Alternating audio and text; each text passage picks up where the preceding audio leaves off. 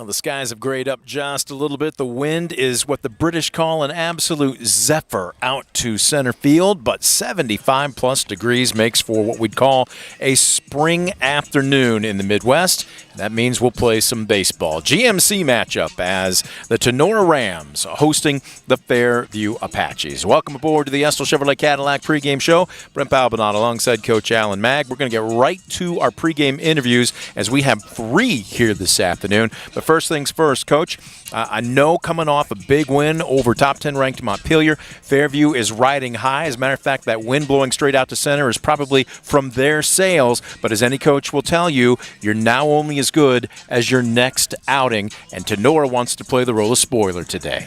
Yeah, definitely a big win for Fairview yesterday against Montpelier. But a big GMC contest today, and I'm sure Coach Singer will tell you today's what it's all about. It's about the conference, and this is a big matchup between Fairview and Tinora. It's a statement game in that third base dugout, but rather than us tell you about it, we're going to let the gentlemen that will be playing on the field do that for us. So what we're going to do is take a quick timeout. When we come back, we will start with Coach Singer for Fairview. Don't you go anywhere. You're watching the Estill Chevrolet Cadillac pregame show on DCTV Sports. Estill Chevrolet Cadillac is this area's new and used car headquarters, earning your trust one satisfied customer at a time. Estill Chevrolet Cadillac, North Clinton Street in Defiance, and online at drivebobestill.com.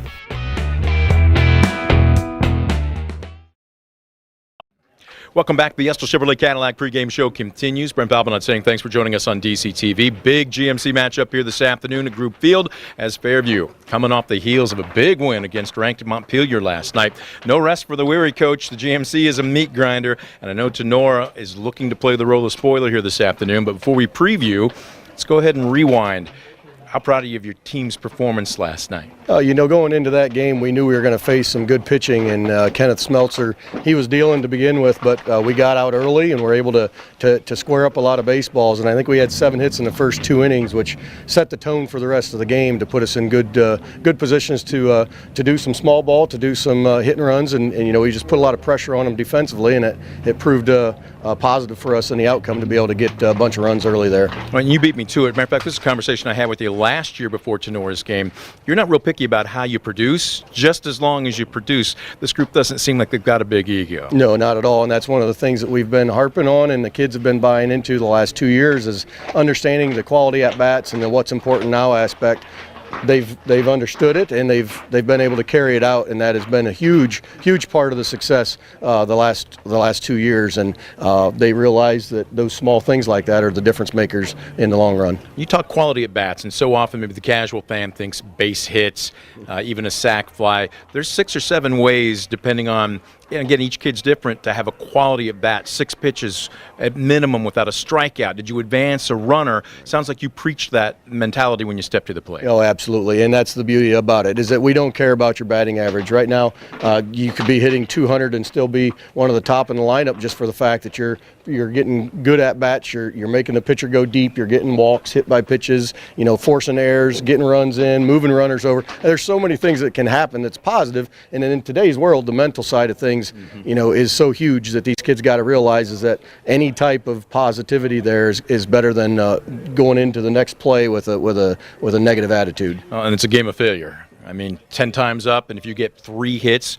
300's an excellent average. That means you failed 70% of the time. How tough is that to impart on 16, 17, 18-year-olds? Well, and that's the thing, is that we do both of those. At the end of the game, every night I put it on the Google Classroom that has our quality at-bats, it has our quality innings pitches, and also has the freebie war, and everything is posted for them to see, and it shows them, here's what our batting average was, here's what our quality at-bats average was. And you can see it every time, is that there is a huge difference. And so we want the kids to know, what is my quality at-bat average, to realize, even though I may be hitting 300, my QABs gives us a 550 average. That's what I want to focus, is I'm 550. I'm 55% of the time I'm doing something positive for our team. All right, let's switch to the bump. Elijah Aaron, your ace, is going to be on the hill. The wind right now, at least it feels like it's died down, although I'm looking at the stars and stripes, and it's straight out the center. And I mean, gusty. I think the Brits during a golf term use it as a zephyr, but it was at least a good 30, 35 miles an hour.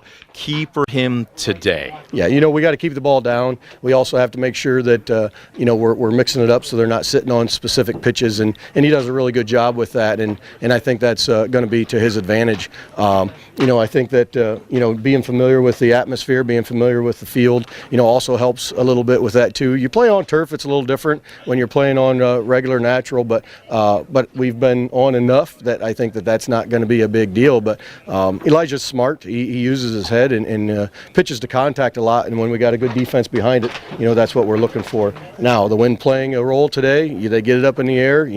We talked about it on the way here, is that every ball has potential to be an issue, so make sure that we're getting after it and not giving up on anything, and hopefully we can take that to our advantage. All right, so here's to a ball game with no issues. Best of luck to you. Hey, thank you very much. Coach Singer joining us on the pregame. We're going to take a quick timeout. We're back with starters and keys to the game. You're watching the Estill Chevrolet Cadillac pregame show on DCTV Sports.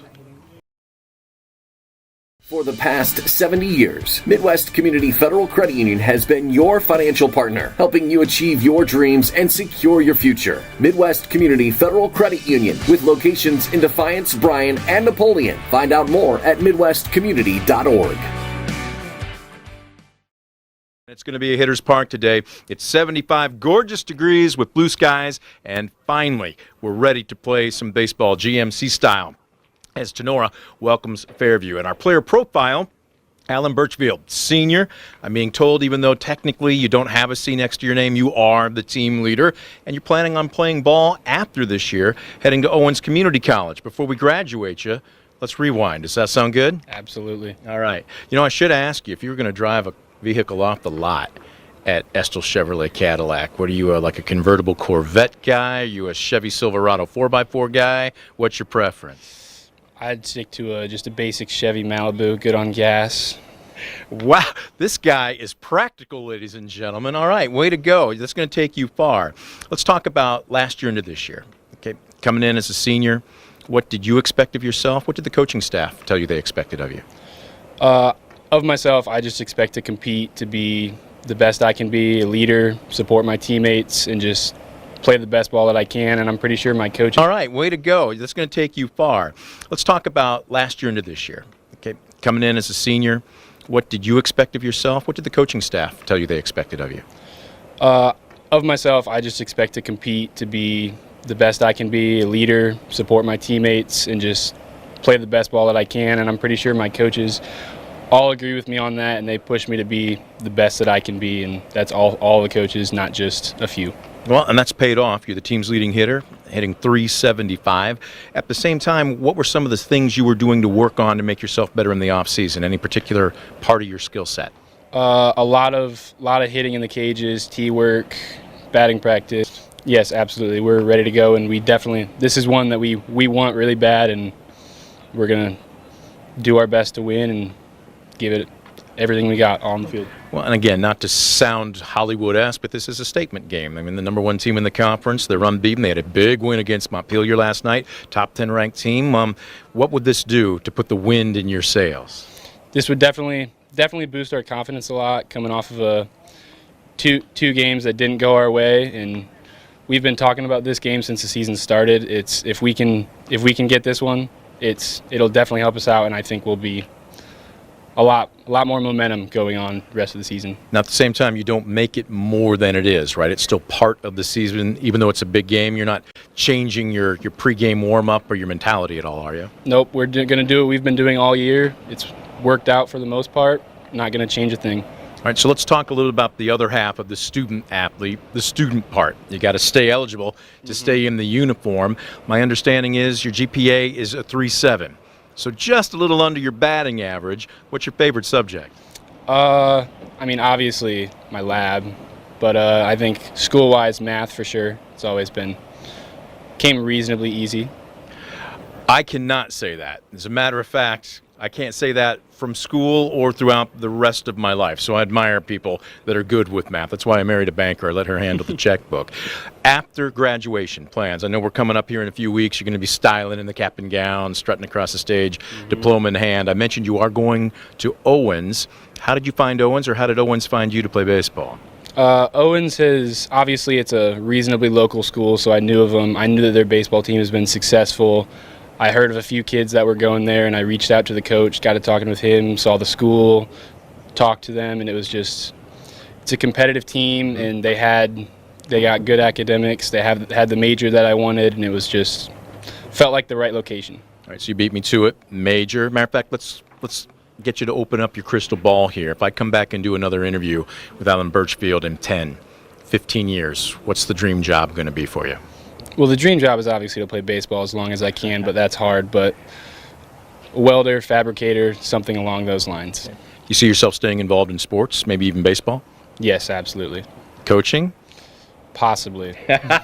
He's not committing, but he's not saying no. Well, we're not going to graduate you too soon. Most important thing, take care of business against Fairfield on your home field today, correct? Absolutely, 100%. Best of luck to you. Thank you very much. Alan Birchfield, our player profile. He's bugging out of here faster than a parachute. We're going to take a quick timeout. When we come back, we're going to talk to Coach right after this. Tinora versus Fairview. You're watching the Estill Chevrolet Cadillac pregame show on DCTV Sports. Proudly serving the area with the highest quality contracting services for nearly 100 years. Baker Schindler Company of Defiance and Paulding. 419-782-5080. Online at baker-schindler.com. Back, DCTV Sports is on the air with the Estill Chevrolet Cadillac pregame show. Brent Balbinot saying thank you for joining us. Big GMC matchup here this afternoon at Group Field as Tinora, Fairview. I almost feel like I have to say that in hushed tones. We got the #1 team in the conference coming off a big win against a ranked Montpelier team last night, where Tinora, we were here a week ago and they handled even, and then on a 2-game skid right now. But Coach Tipton, it sounds like your team is focused and ready to go. Yeah, I think so. We focus on being the best version of us. And in that sense, we talk about making sure that we eliminate as many mistakes as possible. We put the baseball in play, and we try to put pressure on the other team regardless of who the opponent is. Not just putting the baseball in play, but I was going through the stats that you sent me. Your on-base percentage is excellent. Can you talk about your approach at the plate? In many cases, a walk is just as good as a hit, isn't it? Yeah, absolutely. Going back to Coach Renolette, for the 26 years that he was here, one of the big focuses was making sure see pitches, get on base, and put pressure on the opponent. So, I've always been taught if it isn't broke, don't fix it. So we're trying to preach some of those same, those same messages to our current players, and we want to continue the culture that Coach Renolette built. Kind of the Billy Bean philosophy here at Tinora, but I don't want to say how difficult, but how challenging is that? Because when you get an aggressive young man at the plate and he wants to swing, sometimes you can make yourself into an easy out. What's a good pitch to hit? Do you have at least a baseline philosophy that you want guys to have when they step in the box? Early in the count, we want to hunt fastballs. We put a lot of confidence, faith, trust in our players. That's what this program's built on. We teach our kids to compete. We talk about trust. We talk about being there for each other, whether it's player to player, player to coach. And so, quite frankly, if they decide it's something that they want to go after, I have full faith and full trust in them to go after it and let the results play out as they may. You've been aggressive on the base paths as well. Can you just talk about your philosophy without maybe necessarily needing the hit, but producing runs? We saw that here a week ago. Not just sacrifice, but the run and hit or the hit and run. You don't care how you get it across the plate, do you? No, not at all. We want to try to be aggressive. There are times this year where we haven't exactly, hit it well. So we want to try to be aggressive and put pressure on the opponents and, hope that they make mistakes due to our aggressiveness and try to score runs any way that we can. Stuck on the bump. It's Logan going to be taking the hill today, again, against a good hitting ball club. With the wind blowing out, I was joking a little bit with Alan Birchfield about 98 miles an hour, but it seems like it feels that way. Key for him today to be successful? Well, I think, Logan's a competitor. I think all of us in this dugout have full confidence in him every time he's on the mound. For him, he's going to have to throw all 3 or 4 pitches for strikes, probably be low in the zone if possible. But I'll never count out any of my kids, but I have full confidence in Logan. I know he's going to go out there and compete, and anybody else that we choose to bring in the same way. We have to throw strikes, we have to make plays, and then we can't strike out, and we have to put it in play as well. Pretty much covers all the bases there. Key, though, today, as you mentioned it, too, he doesn't need to be a strikeout guy, but if you're going to pitch to contact, you do want to stay downstairs. If he's on, are we going to see a lot of ground ball outs today? We hope so. We hope so with this wind, but, I have full faith in my outfield as well, too. We can really go get it out there, and once again, from top to bottom, we have full confidence in all 13 kids that we dress, and no matter who's out there. But yeah, I would like to see more ground balls and fly balls. He finally got to his preference. Coach, we appreciate it. Good luck this afternoon. I appreciate it. Thank you, and thanks for the coverage and all you do for Northwest Ohio athletes. Coach Tipton joining us on the pregame. We're going to take another quick timeout. We're back with more of the Estill Chevrolet Cadillac pregame show right after this. You're watching DCTV Sports. Estill Chevrolet Cadillac is this area's new and used car headquarters, earning your trust one satisfied customer at a time. Estill Chevrolet Cadillac, North Clinton Street in Defiance, and online at drivebobestill.com.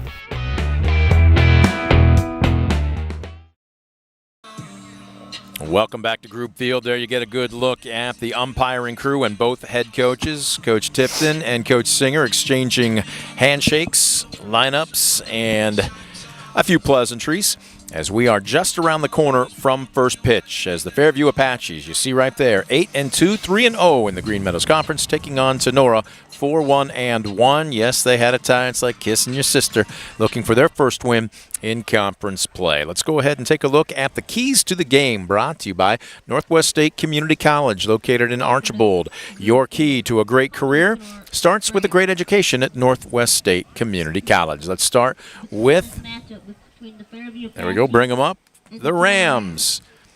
Well, we're going to tell you what they are. First things first, on the bump, stay down in the zone. I was talking with Coach Tipton. You heard him during the pregame there. If Logan Stein is on this afternoon, he is going to be getting plenty of ground ball outs. Not to say that you're not going to utilize all your defense, but you can't afford to miss upstairs in the zone today. Second, let's just have a chip on their shoulder. Since we were here a week ago in that big win against Eden Allen, they've dropped 2, and he wants them to have a little bit of an attitude as they take the field against the conference leader today.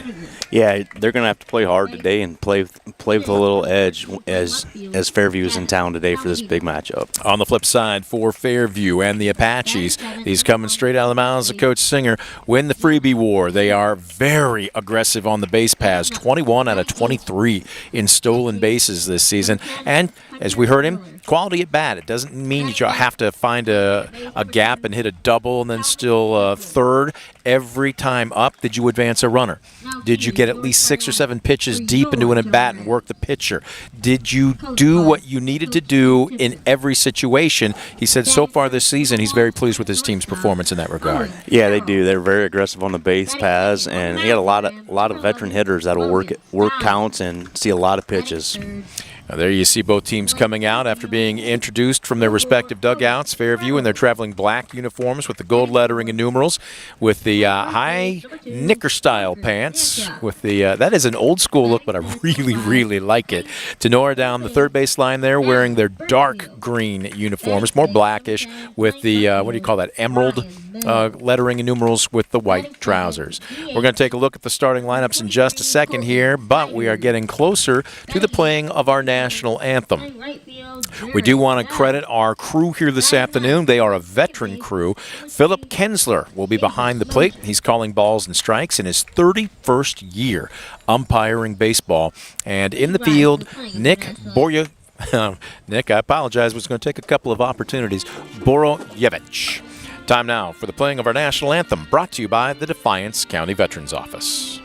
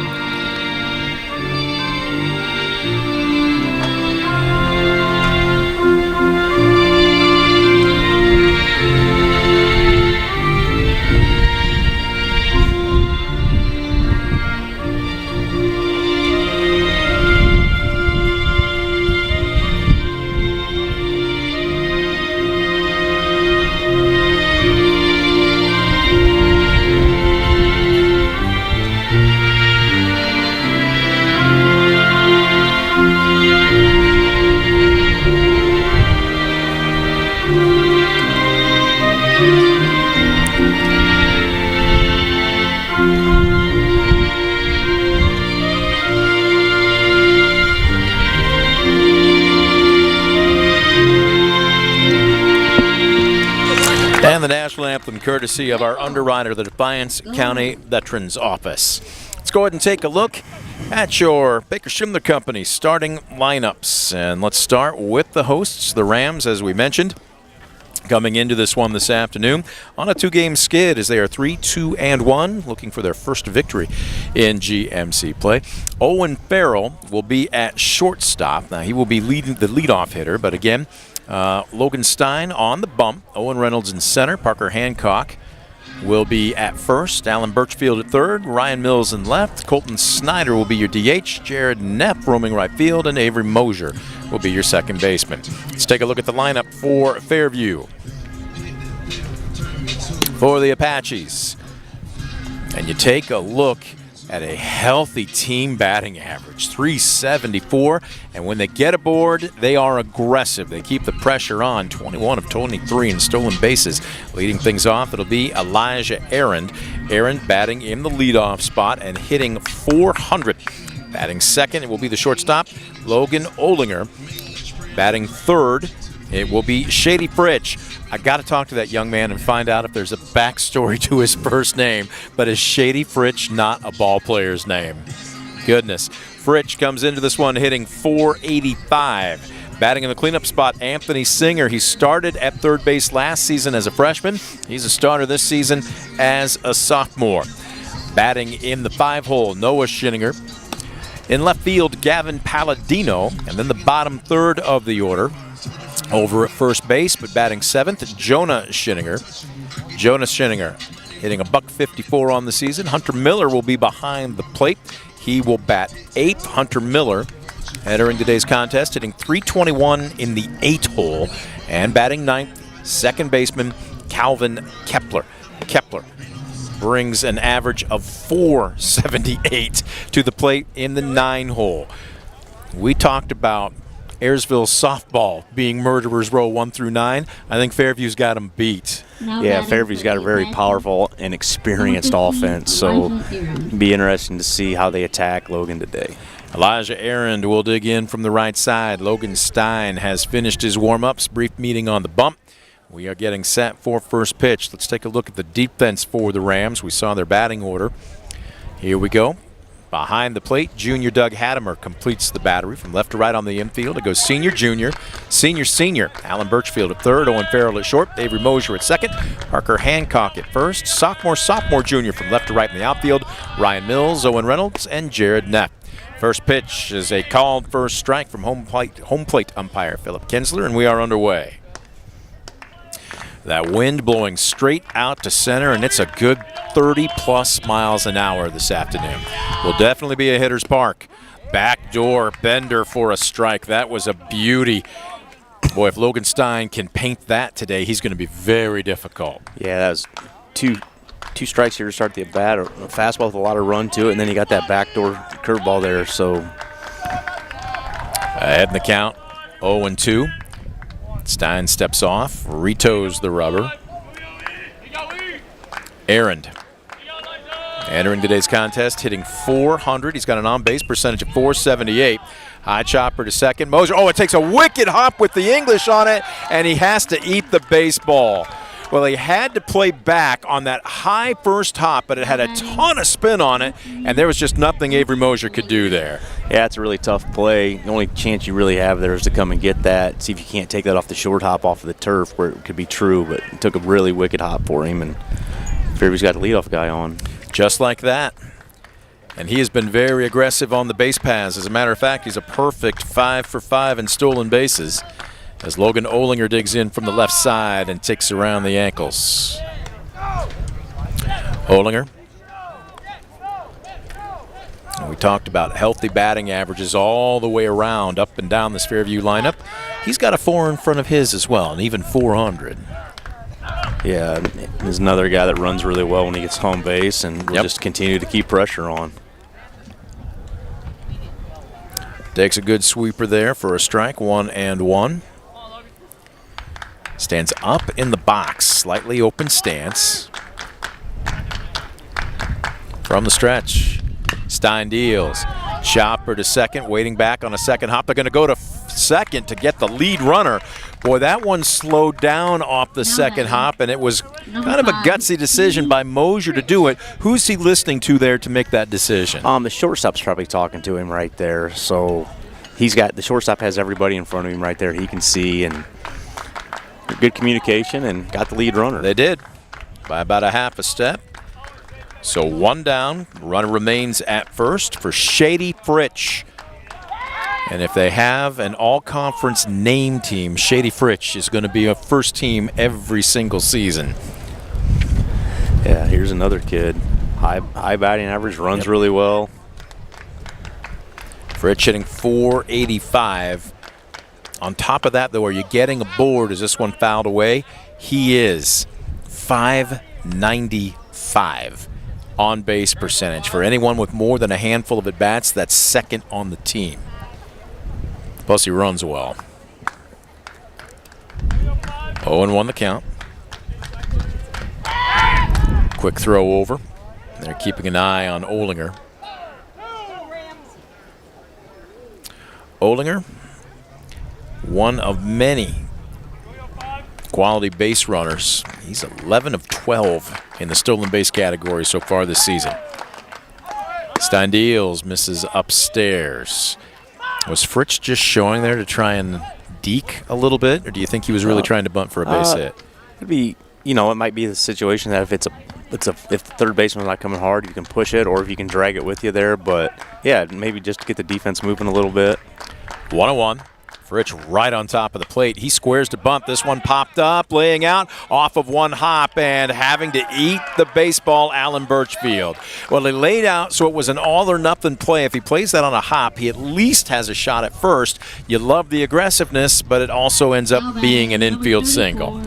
Yeah, you got to love the hustle, but that's a play that I'm sure if Coach could talk to him, he'd say field that on the hop, because the guy at first is the guy already at first moving. He has to hang up a little bit because of the ball in the air. He can't get caught, so you probably had to play at either base right there if he just fields that on the hop.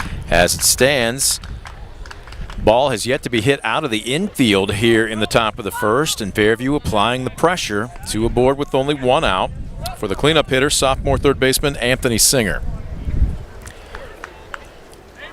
Hefty young man. Got some pop in the bat as well. What do you have him for the batting average there?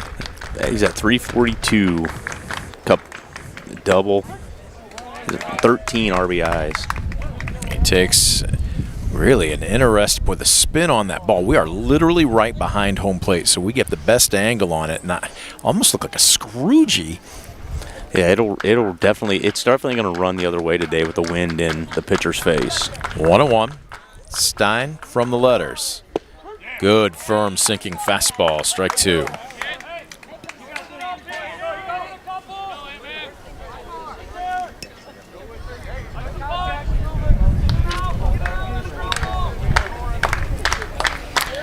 Well, Stein has not been hit hard, but it's a matter of putting it where the defense isn't. Stein's numbers on the season have been very strong. He's 2-1 in 3 appearances. He's thrown the most innings of any Ram pitcher at 18. Comes from the slide step here. Got him swinging. Backdoored him. Singer was trying to cover the plate, but he couldn't catch up with that one. That is a West Banco strikeout, and that is a huge second out. Yeah, big strikeout right there, and now you're a pitch away from getting out of the inning. Entering today's contest, Stein, as we mentioned, 2-1 in 3 appearances. All have been starts. He's tossed 18 innings. He's allowed 16 hits. 7 runs, but only 3 earned. How about this for a walk-to-strikeout ratio, Alan? 8 free passes to 28 strikeouts. He's got a 1.16 ERA. Again, keys. Yep. Throwing strikes and don't walk people. Always have a shot. Well, how often do you hear the term crafty lefty, right? Because you never hear the term, can't say never. Randy Johnson would disagree. He'd plop out of the skies. But you very rarely hear power lefty, crafty lefty. Yep. And Stein looks like he's exactly that. Runs him inside, and what I really like is he's working both halves of the plate very effectively. Yeah, doing a very good job of changing eye levels, in and out, up and down, and he's pitching. He's not just out there throwing, he's out there pitching. Opponents have a .246 batting average against him, but his whip Just 1.33 at the prep level. You'll take that pretty much all the time. Yeah, yep, definitely. Give up some base hits. As long as you don't walk people, you're going to have to string things together to score runs against him. For those that are unaware of what the term whip means, we may have a few casual baseball fans. Don't let me steal your thunder. You're the color analyst. Whip means? Walks and hits per inning pitched. There you go. So basically how many guys that you allow on base. Oh, he went. They appealed. Holy cow. And they went over to first. And are we okay over here? Now the coaching staff, well, we'll wait and see. I don't think a conversation's going to happen here. And the out is going to count. So just like that, a little crafty defense. Yes. And the Rams are out of a jam here in the top of the first. So no runs on 2 hits, no errors, and 1 left the board. We're through 1/2 inning. No score. Rams coming to the plate. Estill Chevrolet Cadillac is this area's new and used car headquarters, earning your trust one satisfied customer at a time. Estill Chevrolet Cadillac, North Clinton Street in Defiance, and online at drivebobestill.com.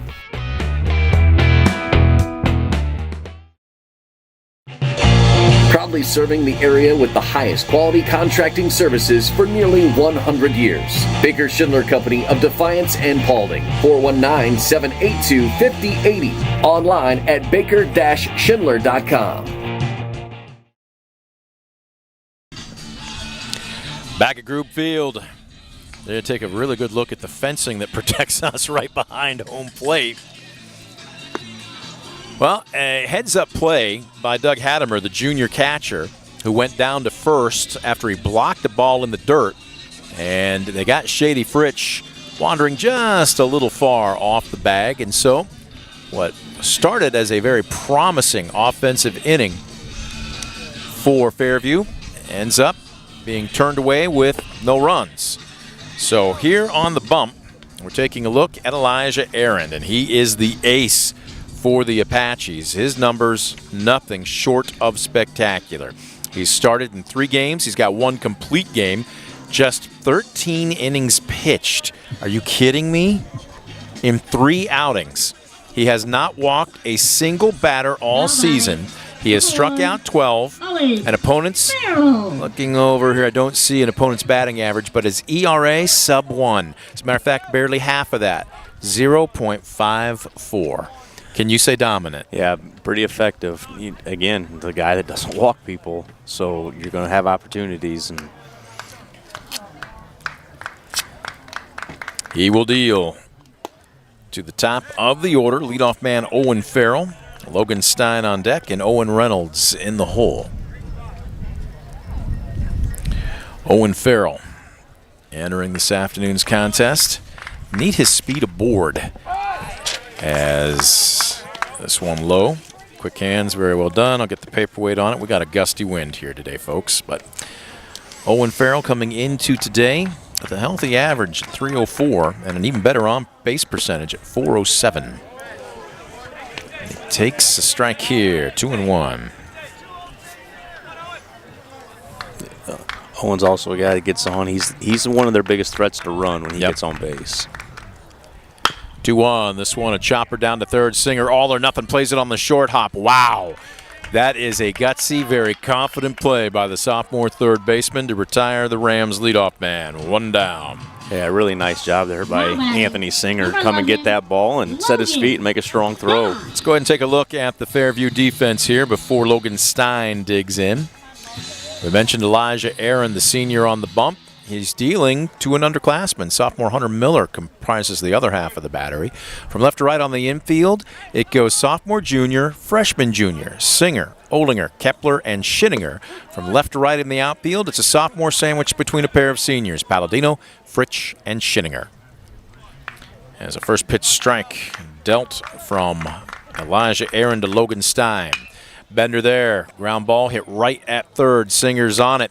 Well, he's got a strong arm, doesn't he? Yeah, very strong arm and makes that look easy. 2 down. Well, what were we talking about during the pregame? You got to live downstairs in the zone today if you're a pitcher. You elevate, and anything in that 30-mile-an-hour wind that's blowing straight out to center is going to get a little extra help. Yeah, definitely want to throw ground balls today. Reynolds digging in from the right side. Owen hitting .217 on the season. Takes a first pitch slurve for a ball. I was talking with Coach Singer. I said, break this young man down for him. And he said he's not going to live off his fastball. It's in the upper 70s to 80 when he's on. He said he can hump it up a little bit, but they don't recommend it at the expense of accuracy. Reaches back and slings one here inside of the knees. He said he's got a true curve. It's a 12-6. It will roll off the table.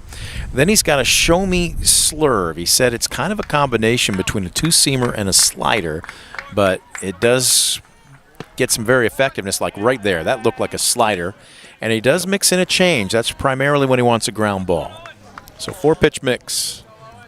And obviously with not walking people, it's 4 pitches he can throw for a strike at any time. So 2-1. Bender clips the black on the outside corner. Break his delivery down for us. He holds the ball really late, and we've seen that a lot. But instead, like most players or pitchers that whip, he has a very wide arm slot.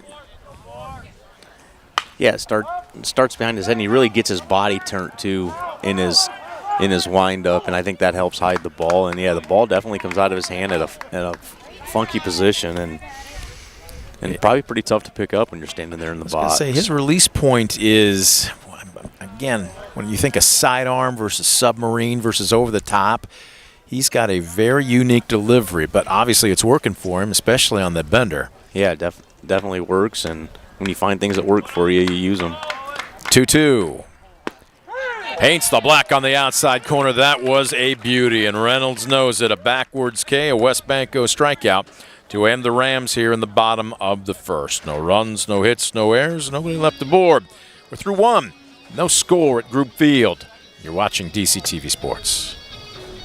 Superior Credit Union, a not-for-profit, member-owned financial cooperative. Visit SuperiorCU.com to find out more about joining the winning team at Superior Credit Union.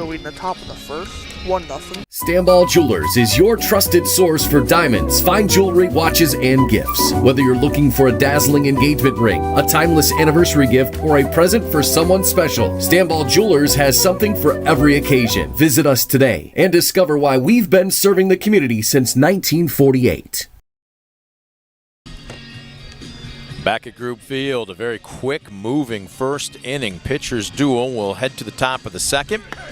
Logan Stein worked his way out of a jam, got a little help from catcher Doug Hattemer, who blocked a low pitch and then made a snap throw down to first to get Shady Fritsch, picking him off to end what was an Apache threat.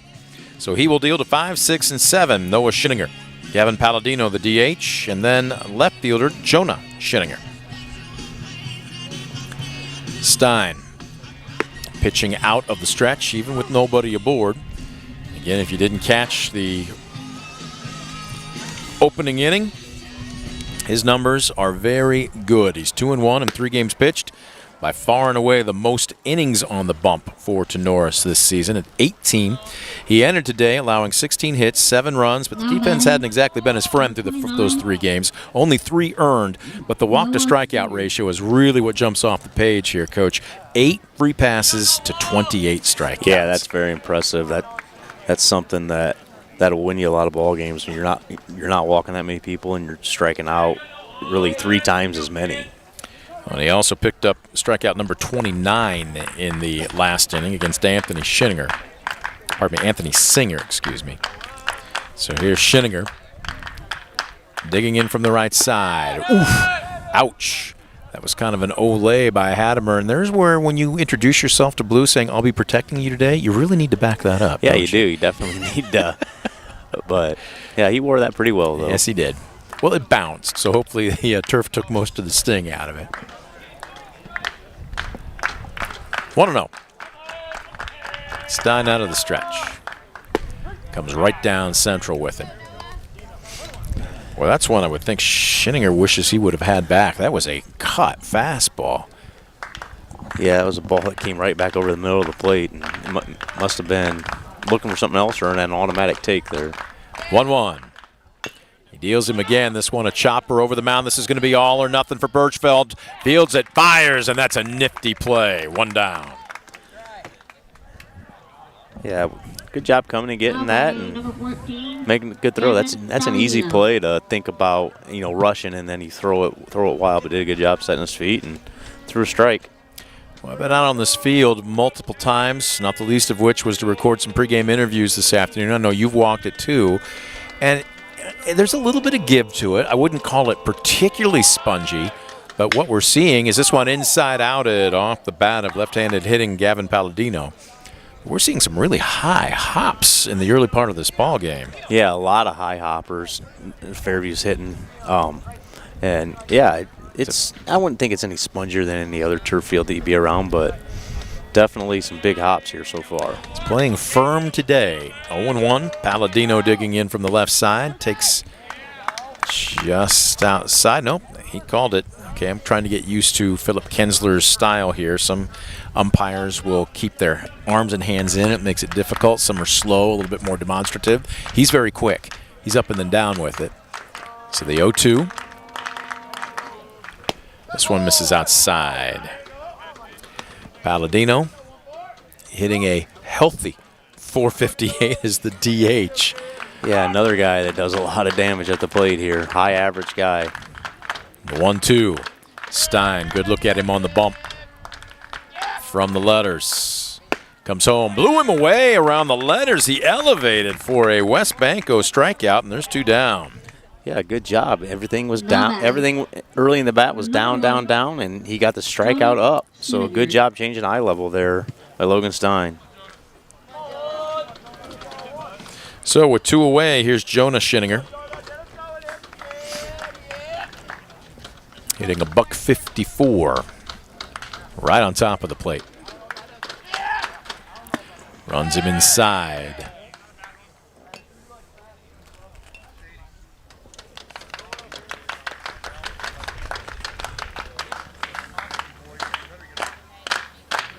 Want to know, you can hear the clapping coming out of the Fairview dugout as this one's fouled straight back. There's a reason I don't park in any of the first rows here. Yes. Anytime you pull up to a field anywhere, you think, I don't want to have to walk forever, but I need to stay out of the dent zone.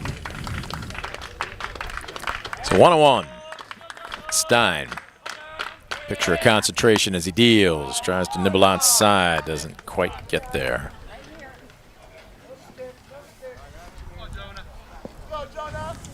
Schinninger digging back in.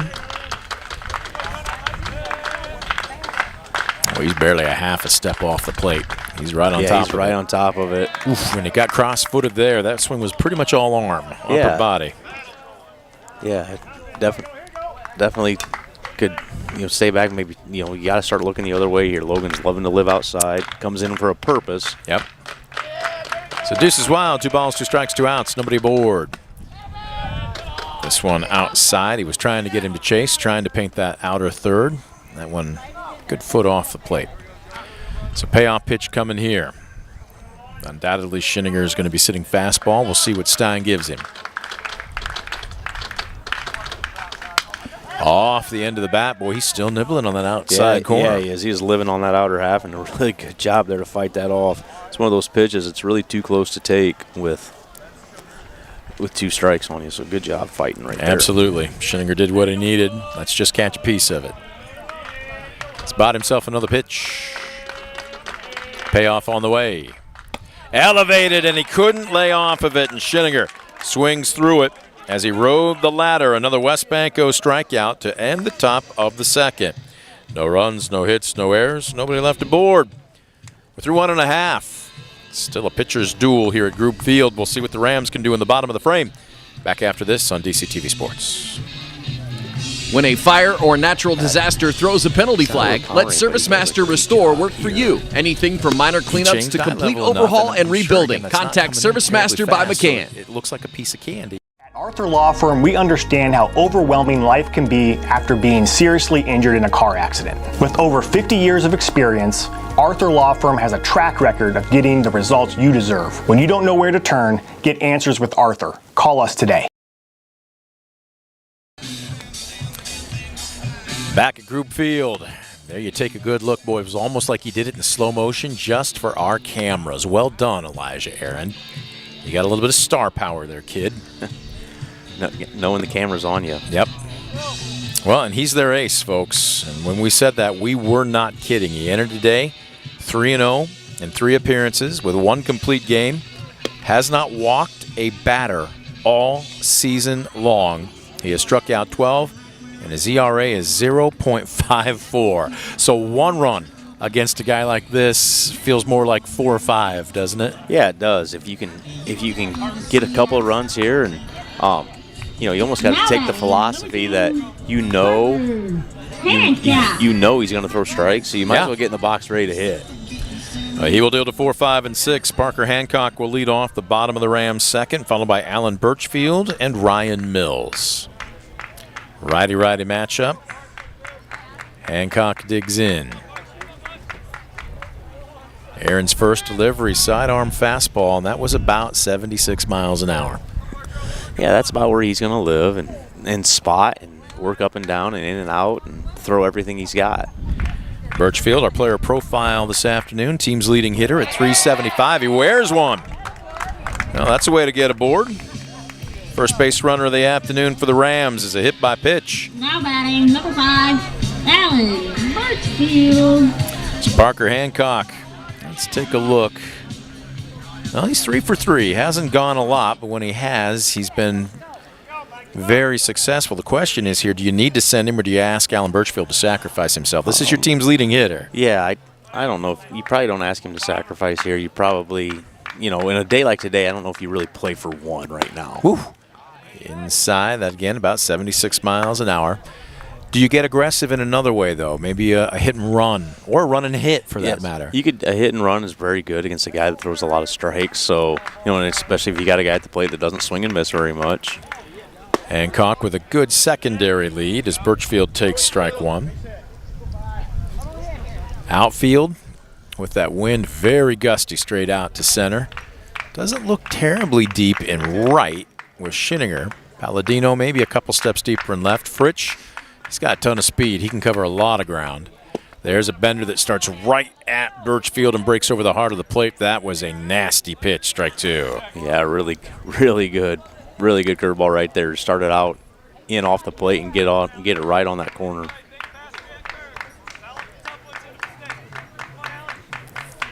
One and 2. Out of the stretch, another bender. Ground ball to third. Singer has it. He'll go to second. The relay got him in time. Double play, and just like that, the Rams' threat is snuffed out. 2 down, nobody aboard. Yeah, really quick turn there by Kepler at second. Singer hit him right in the chest, made it easy to throw, and pretty tailor-made right there. Ryan Mills. Well, again, more than manning the hot corner with respectability, Anthony Singer, the sophomore third baseman, has really shown some pretty good leather so far through the first inning and 2/3. Yeah, looking pretty good down there, nice and steady. And so 2 down, nobody aboard. Here's Ryan Mills.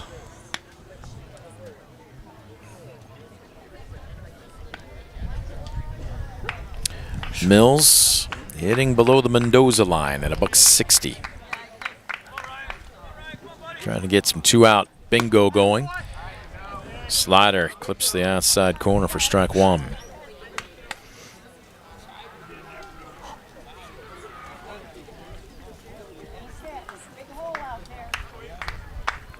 The 1-1. Chopped foul.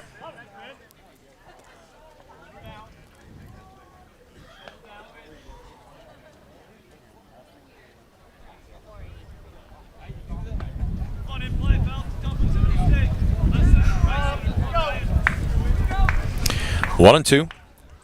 Mills will need to be protecting here. A couple of shakes. Aaron now ready into the windup. Brings a fastball, and this one laced back up the middle and into center field. Now how big does that double play look? Yeah, really big right now. That's really nice job there. Got a pitch out over the plate and didn't try to do too much with it and hit it right back up the middle. So here's Colton Snyder, the designated hitter, 7-hole. Snyder hitting just above the Mendoza line at 211. I guess I should mention, too, for non-baseball enthusiasts, the Mendoza. Do you know who the Mendoza line is named after? Yes, I do. It's this one. Slow chopper deep in the hole at short. Backhanded knocked down by Olinger, but he's going to have to eat the baseball. Give him an infield hit there. Yeah, that's a tough play. That's a really tough play. I mean, if he comes up with a clean, it's probably a play he makes. But that's number 7. people don't realize how hard that is to go down and get that ball and knowing that you're going to have to hurry. So runners at first and second. I said it a hit ago. Now I really am going to reiterate it. Yeah. How big was that double play? Yeah, that was big. As Tinora got right back into business here. Still going to take a third hit here from Jared Neff to bring home the first run as he takes high and tight. Neff hitting a $125. All right, so the Mendoza line after this pitch. Give a little baseball 101 to our viewers as Aaron comes set from the belt. Swing and a miss. So I can't think of his first name. But come on now. I can't think of his first name, but his last name was Mendoza. Did he play for the Twins? He played for a number of teams in the late 70s. I guess. But the thing is, he always hit 200. He was a career 200 hitter. So above or below the Mendoza line is the 200 mark. His name was Mario Mendoza, and he was an excellent defensive shortstop. He played the bulk of his career with the Rangers, played a little bit with the Pirates, and I think he had one season maybe north of the Mason-Dixon line, as that's a nasty slider right over the heart of the plate, strike 2. That's the way baseball's changed. Is you used to be able to hit 200 if you played good defense. Not anymore. No. You're gonna have to hit home runs, and you don't have to hit for average, but you better hit for power driving a bunch of runs. The 1-2.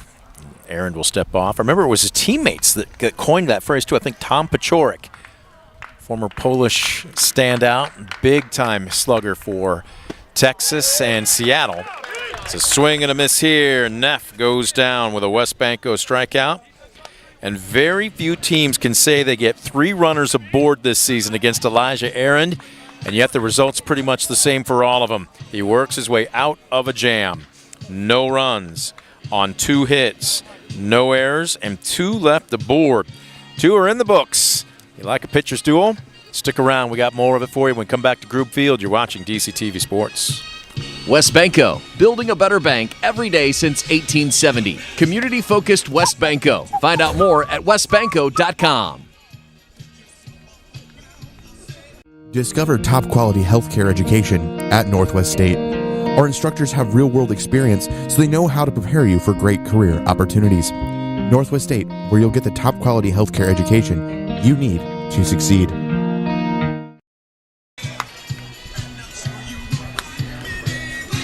Well, there you get a good look at Logan Stein, southpaw, who has been exceptionally effective against a high-octane Fairview offense.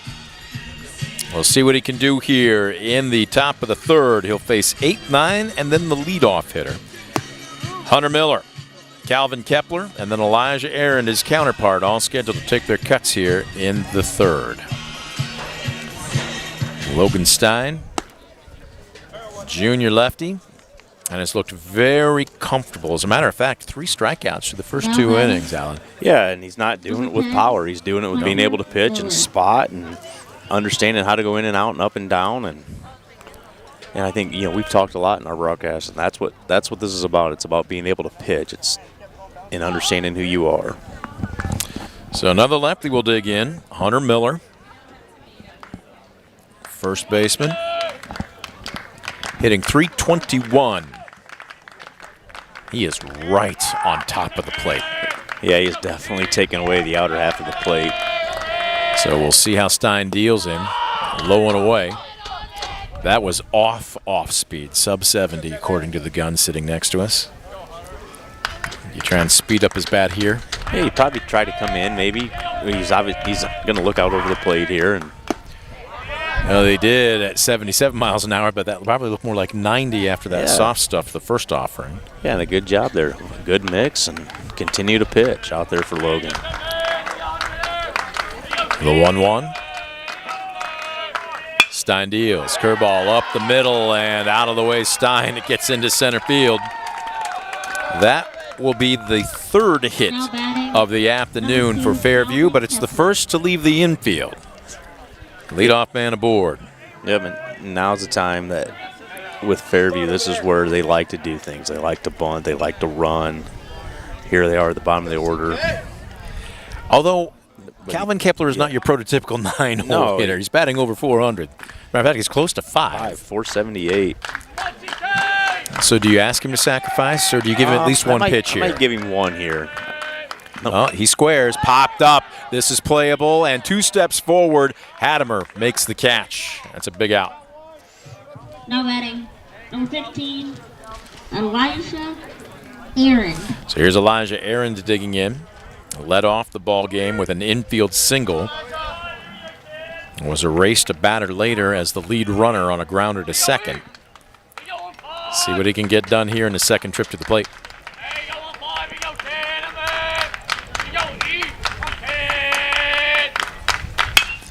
Fastball out of third. This one hit deep to right field. Neff going back, reaches up and makes the catch. Boy, from where we were sitting, it didn't look like he really had a beat on that thing until the very last second. Yeah, very nice job of getting turned and tracking that ball down. And, yeah, just really got back on that ball and got his hands up at the last minute and made a really nice running catch. So Aaron gives it a ride, but comes up a little short. There's 2 down for Logan Olinger. Olinger reached on a 4-6 fielder's choice back in the first. Quick throw, not necessarily quick, but a throw over. Yeah, just a good job right there, just throwing over, keeping him honest. Again, so you got a leadoff hit and then 2 quick outs. It's a good time to run right here for a team that really likes to run. Brings this one inside, off speed. 1-0 to Olinger. Olinger hitting 400 entering today's game. You just don't get any relief up and down this lineup, do you? No, there's no easy outs in Fairview's lineup. Oh, right over the heart of the plate. And Olinger, I'm not sure if he's just disgusted with himself, but he wanted that one back. That's one he would have taken a rip at. Yeah, nice job. Ran that right back over the outer half. Open stance, right in the center of the box. Stein looks the runner back at first. Swing and a miss. He elevated there. That was not a true fastball, though. What was that? Yeah, just ran something up, changed his eye level. It'd be interesting to talk to some of these Fairview hitters if the ball is getting on them funny. You know, they seem to be late on this stuff that's 75, 76 mile an hour. That wasn't even close. That was 69.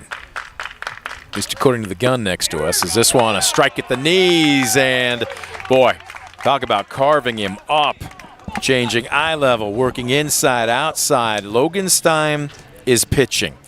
And despite the leadoff single, Fairview turned away here in the top of the third. No runs on a hit, no errors, and 1 left aboard. We'll head to the bottom of the frame. No score at Group Field. You're watching DCTV Sports. Discover top-quality healthcare education at Northwest State. Our instructors have real-world experience, so they know how to prepare you for great career opportunities. Northwest State, where you'll get the top-quality healthcare education you need to succeed.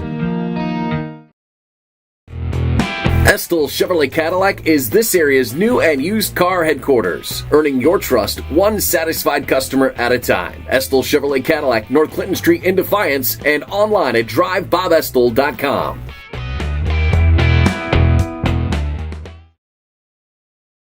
Literally was full. They aren't. We welcome you back to Group Field. It is getting cloudier and cloudier with every passing minute here. Now, I know the forecast calls for rain later this evening. I'm hoping that has not changed. But as it stands, with the way these two pitchers are going, we might be done in about another 30 minutes. Yeah. 1 run, I get the feeling, is going to win you a ball game, yes?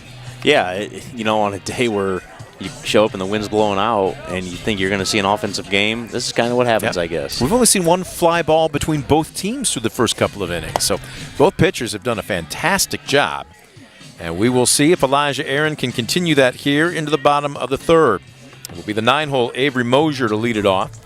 Lineup rolls over, Owen Farrell on deck, and then pitcher Logan Stein in the hole. 3, Avery Mosier. Boy, I'm looking at Elijah Aaron here, and there is not a line on the Fairview roster. It just has their year in school. But what in the world? Would you say 5'9"? Yeah, probably. What, about $145, $150? If 5'9", and yeah. And yet, he's been in control on the mound right now. Yep, again. Same story that you're just working in and out, up and down, and you're able to throw everything for a strike with a lot of confidence. And again, if he humps it up, he's going to hit 80. So this is just a matter of hitting your spots, mixing pitches, and keeping hitters off balance. He's done a great job. The 0-1, nasty slider there, swing and a miss.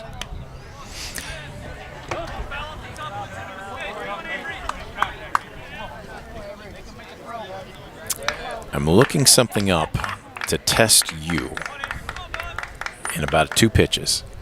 This one, a hard hit ground ball, but again, right at Singer across the diamond. Every ball seemingly has found him today. He hasn't really had to move left or right, has he? Yeah, no, not really. He came after, I think the first one was a slow roller, and other than that, it's just right at him. Farrell. So 1 down.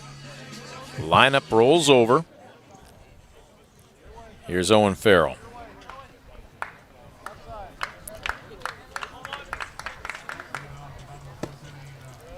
This one misses.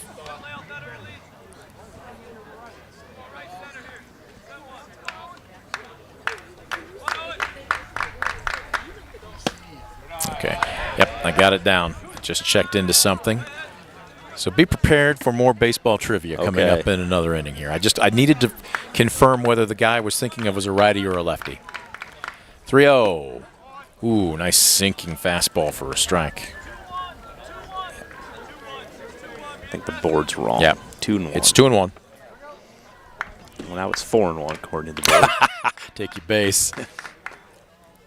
This one out of third, and he went out to get it, but couldn't catch up to it. We'll even up the count at 2-2. He's done a nice job getting this count back even. Yep. It was a really defensive swing for a 2-1 pitch. See what Farrell gets here. Another bender. 2-hop to short. Ooh, low throw by Olinger, but Jonah Schinninger with a great pick at first. And we talk about their hitting, but my goodness, they're playing pretty sharp defensively today. Yeah, again, nice play, nice throw, and Jonah did a nice job there. You try to teach your first baseman to get down to eye level. You'll see that's something that we'll talk about now, that they talk about now. So they're just trying to scoop, get down to eye level where you can see the ball and be able to pick it on that short hop. Well, and at what point do you want to stretch, too? Because I know the philosophy has changed. When I was playing, and granted I wasn't much of a first baseman, is this one inside out and off the bat of Stein and into shallow right field for a 2-out single. So keeping the line moving. We were told to stretch early, and I know a lot of coaches don't necessarily like that. No, I always taught stretch late, find the baseball, and then go get it. And then and you can use your judgment then. If a ball is in the dirt like that, you can stay back and give it a little extra time to look it into your glove, just like an infielder does, just like a regular infielder does as you're scooping at first base. I had a very old school prep coach, and he wanted you to stretch. The sooner you could meet the baseball, he thought was better. And it took some getting to used to. Very unique, let's put it that way. Yeah, it's definitely the other way now. I think you see a lot of people teach it to wait on it as long as you can and then go get it if you need to. Well, and two, the higher level you get, you're going to have left side infielders with cannons. Mm-hmm. At the prep level, we had a shortstop at one point in time that literally had to throw it on a bounce because he just didn't have a strong enough arm. He could cover ground. So it's kind of a little bad news bearish is what it was. You figure out ways at this level, don't you? Yeah, you just figure out ways. Yeah, you do. You figure out a way to get your best athletes on the field. And so 0-2 right now to Owen Reynolds. He's 0 for 1, struck out looking to end the first. Takes a bender here. This has got eyes into the right center field gap, and it's over Shady Fritch's head. It will roll all the way to the wall. Are they going to be aggressive and wave Stein around third? They will. The throw will not come to the plate. Head first in, and Tinora breaks the scoreboard first on a 2-out RBI hit by Owen Reynolds. Yeah, nice job hitting there by Owen Reynolds. Got called out on a pitch out on the outer half, maybe a little bit off the plate his last at bat. He made a great adjustment this at bat and hit a ball into that right center field gap to score the first run of the game.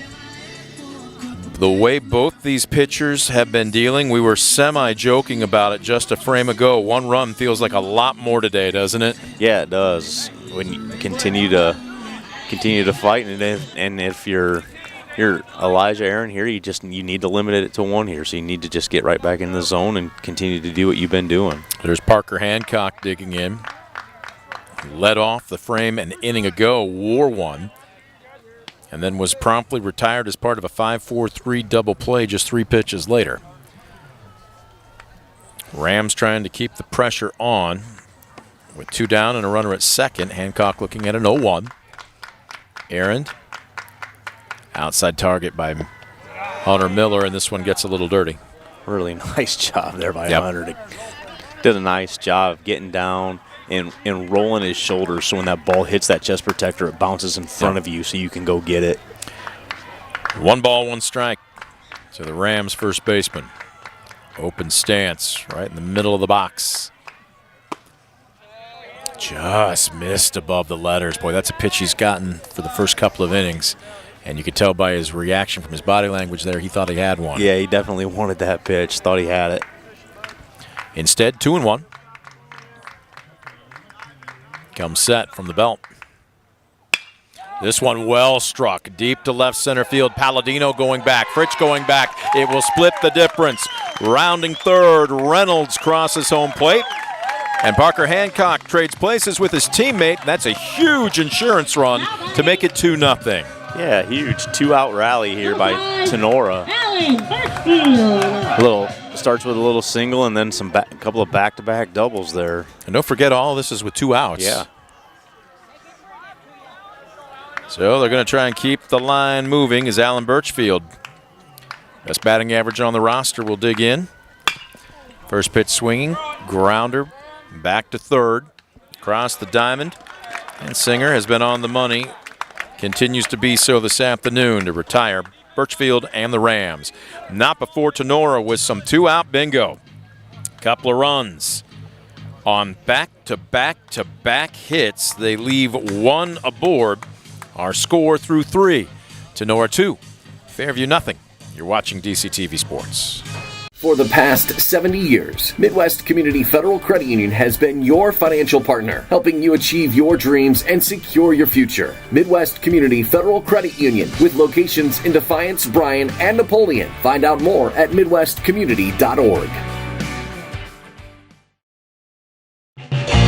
Proudly serving the area with the highest quality contracting services for nearly 100 years. Baker Schindler Company of Defiance and Paulding. 419-782-5080. Online at baker-schindler.com.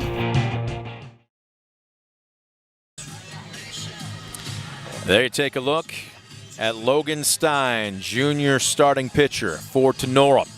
Takes the bump here at Group Field in the top of the 4th with something he hasn't enjoyed yet this afternoon, the lead. His teammates got him a pair on 3 hits in the bottom of the last frame. We'll see how he handles things as he will deal to the meat of the order. 3, 4, and 5 for a heavy-hitting Fairview squad that has threatened but has yet to break the scoreboard. Shady Fritsch will lead it off. Anthony Singer on deck and Noah Schinninger in the hole. Yeah, I have to see if the middle of the order here for Fairview can get something rolling for them. They've had base runners, but just have not been able to do anything with Logan Stein. Shady Fritsch will dig in. 1 for 1 with a bunt single. Got picked off for the 3rd out back in the 1st. This kid has speed. Yeah, he's one of the faster kids that I've ever seen, and if he gets a bunt down, you have to play it perfect for a chance to get him. And he stands right on top of the plate, too. Lefty digs in. Logan Stein comes with the first pitch. Bender misses. Quick check of the gun shows 72 miles an hour. All right, so I'm going to give you this is a healthy comparison. Granted, remember, this is prep versus major league level. Is this one inside outed? Drifting out of play. There's plenty of foul territory here at Group Field on both the left and the right field lines. So if you are aggressive where the ball hangs as a corner outfielder, you shouldn't necessarily give up on a ball too quickly. Yeah, a ton of space down both lines here. This is really a fine ballpark. Yeah, it's very spacious, very well put together. The 1-1 popped up, straight back. Will it stay in play? It bounces right off one of the support beams of the fencing here in the backstop. He couldn't do that again if he tried it 1,000 more times. And a good effort there by Hadamar to get to the fence, and if that ball stays in play, he's going to make the play there. Yep. So 1-2. Stein taking his time as he strolls back to the bump, trying to stay locked in, trying to get that all-important, and in this case, very speedy leadoff man. The 1-2. Chopped foul. It's coming straight back to us. Hey, guys. Oh, goodness. Having a little fun with Noah Schinninger there. He just got on TV. The 1-2. This one pulled, second base, ranging over Mosier. Boy, Fritch made it close. 9 out of 10, you get that probably by what, a couple steps, but that was a bang play at first. Yeah, you gotta love the effort right there. Routine ground ball to second base and getting out of the box quick, and you know any kind of bobble there, hesitation, and Fritch is going to beat that out. You gotta love that kind of hustle. So here's Anthony Singer digging in, 0 for 1, struck out swinging back in the first. Here's Stein dealing. Boy, challenged him, man. Past a diving shortstop, Owen Farrell. First pitch swinging. Singer lumbers down to first with a 1-out single. Yeah, good job. Again, good approach. You know, Logan's going to throw a bunch of strikes. He jumped on that first pitch he saw and hit it back up the middle. There you see Parker Hancock, the Rams' first baseman, joking with Anthony Singer. So did I see? I'm not sure I read his lips right, but he basically took a knee to retie his cleat, and I think I saw Hancock say, "Catch a breather." Yeah. Just a little good-natured ribbing. Yeah. These guys know each other very well, obviously. It's one of those situations where a lot of them probably play summer leagues together, summer travel teams. Heck, you go to one of the local favorite restaurants on a Friday night, and you're going to see all of them basically from the area schools gathering. Run into everybody all over the place. Yep. You know, if they play football against one another, golf against one another, play basketball against one another, and then probably play together in the summertime. Yep. And eat wings together. Yes. Yep. That's more of a combined effort. Yes. 1 ball, 1 strike, the Noah Schinninger. Right on top of that plate, waving the bat, takes downstairs, snap throw down to first. Hancock makes the tag, but Singer gets back in time. Pitch was a strike, so Noah now down in the count, 1-2. He's 0 for 1 today. Grounded out to third to lead off the second.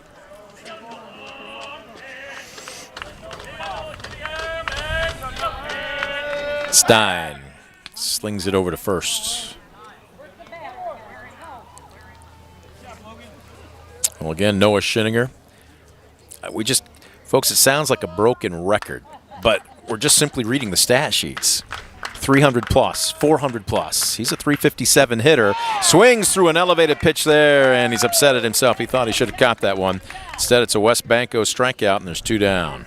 Yeah, that ball had just enough break to it and it's late break, so missed the barrel of the bat. And boy, Stein has lived dangerously upstairs in the zone today, but if you get just enough waggle, like you said, and at the last second there, you can be effective high, can't you? Yeah, definitely can be effective up there, especially when, you would think your approach as a hitter is to see Logan down in the zone. So here's Gavin Palladino digging in. He was swinging for the downs there and comes up empty. He's 0 for 1, struck out swinging back in the second.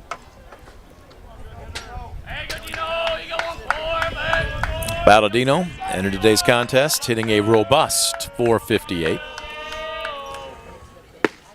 Oh, that's well placed on the inner third. That's something we haven't seen Stein do a lot in this ballgame. I think he could probably paint a little bit more inside, couldn't he? Yeah, I think especially against the lefties, because most of the left-handed hitters are right on top of the plate against him. And when we say on top of the plate, folks, Palladino can't get any closer and still be inside the box. The 0-2. Stein deals. Inside-out swing popped up left side. It will get out of play.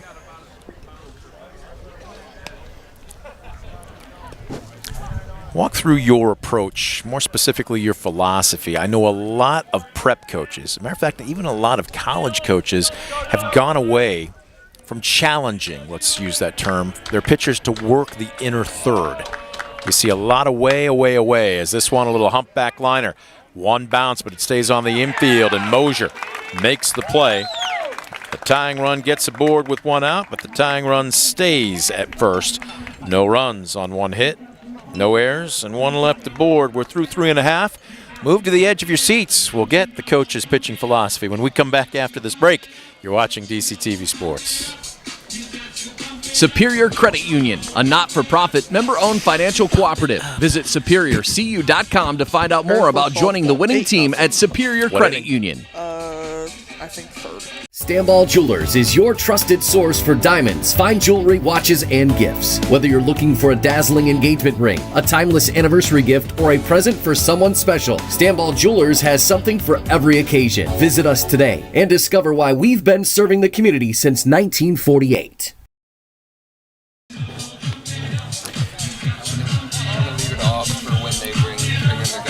All good. Nope, all good. One of the things I like about doing games here at Tinora, we are amongst the fans. And we've got a good set here. As I look over my left shoulder, boy, the sky is looking a little bit darker and darker, and those clouds look like they're moving in quick. Right now it has remained dry.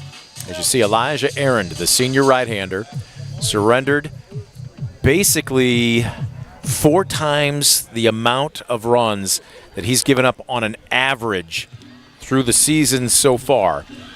Tinora got him for 2 in the bottom of the third. He will face 6, 7, and 8 Ryan Mills, Colton Snyder, and Jared Neff here in the Tinora fourth. We'll see how he bounces back.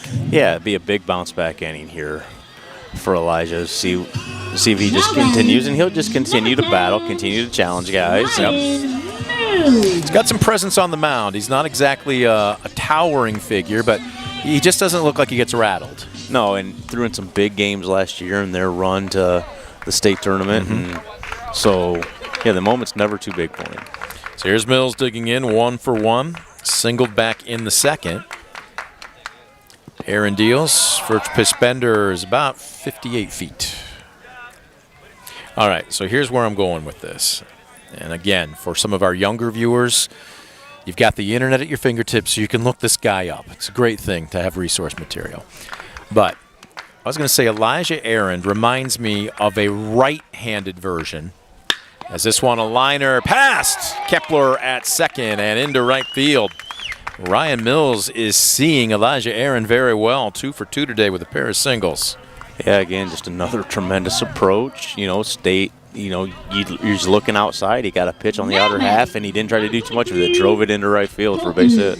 So leadoff man aboard, Colton Snyder, who has reached on an infield single. And it looks like Fairview is thinking small ball here, especially Singer at third as he's in on the grass. Well, he doesn't show there, and he takes a strike. How about now? I would bet if he didn't do it there, he's not going to do it with a strike. Now. 0-1. Arend goes over to first. Put a little something on that ball. All right, so you think on this here. I want to work in my comparison in between pitches. But Elijah Arend reminds me of a right-handed version of a soft-throwing lefty who good-naturedly took a lot of ribbing from the fans and his teammates, another throw over, but was very difficult to pick up, by the name of Jamie Moyer with the Seattle Mariners. You remember him? Yeah. Guy would top out at 81 miles an hour, but his stuff had such movement, and he was just a junk baller. People couldn't get a beat on him. So this one, a sharply hit ball knocked down by Arend. His only play will be at first. He kept his head there. He kept his head and realized percentage baseball is to get the trail runner. Yeah, good job there. Once you knock that down, you probably don't have a chance at second. So collected himself and got the hitter there. So it basically has the same effect as a sacrifice. Yeah. Yep. And here's Jared Neff digging in. All right, so I don't know how well you remember Jamie Moyer. I remember Jamie Moyer as a Cub. We're going to have a trip to the mound here. Coach Singer's going to go out. Is this to maybe to check and make sure Elijah's okay? My guess is he's going to tell you I'm fine. Yeah, I would bet, yeah. As you would expect your Bulldog to do. But the entire infield now is going to meet there and just talk things over. And all you're getting is a few nods, yes, saying, Coach, I'm good. Trust me. You're going to have to drag me off this diamond. Jamie Moyer, though, maxed out at 81 miles an hour, but he had a lengthy and successful major league career. And the point I'm getting at is so often, especially in today's game, and you see it at the college and even the minor league level, projectability. And coaches want, 6'4", 6'5", and mid-90s on the gun. I know that it's still a rarity, but you can be successful and not be 6'4", 6'5", and 95 on the gun. Yeah, you definitely can be. And yeah, Jamie Moyer, now he had the advantage of being left-handed. True.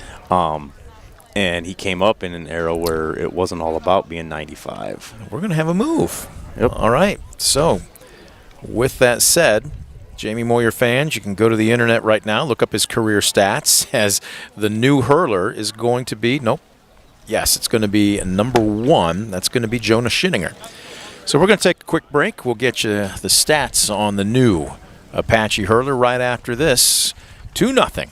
Tinora with the lead, a runner aboard, and 1 down here in the bottom of the 4th. You're watching DCTV Sports. West Banco, building a better bank every day since 1870. Community-focused West Banco. Find out more at westbanco.com. We're going to put Aaron in left. Discover affordable transfer opportunities at Northwest State. Start here and save thousands on tuition. Our advising team will help you get your credits transferred. So don't wait another minute. Get started today.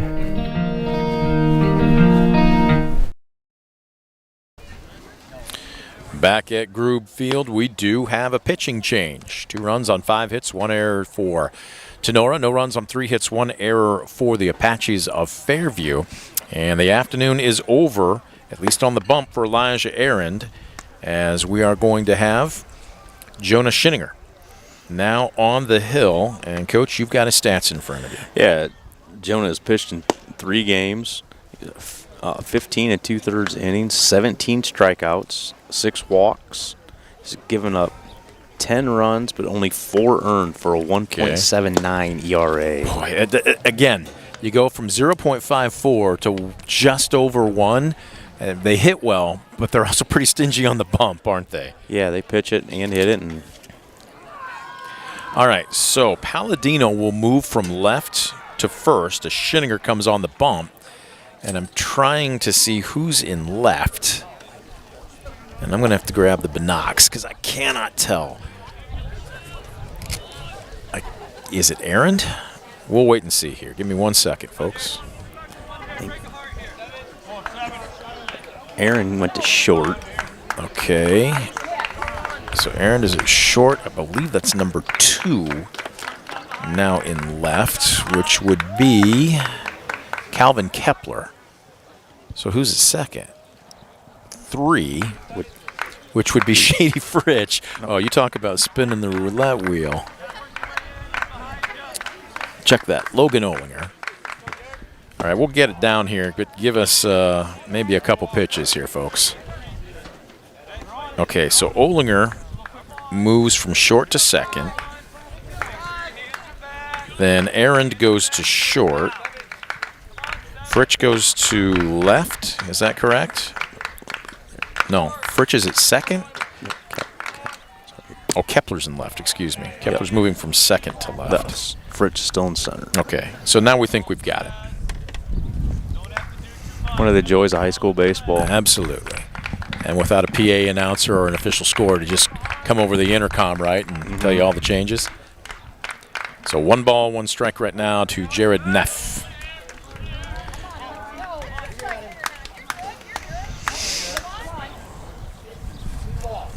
1-2.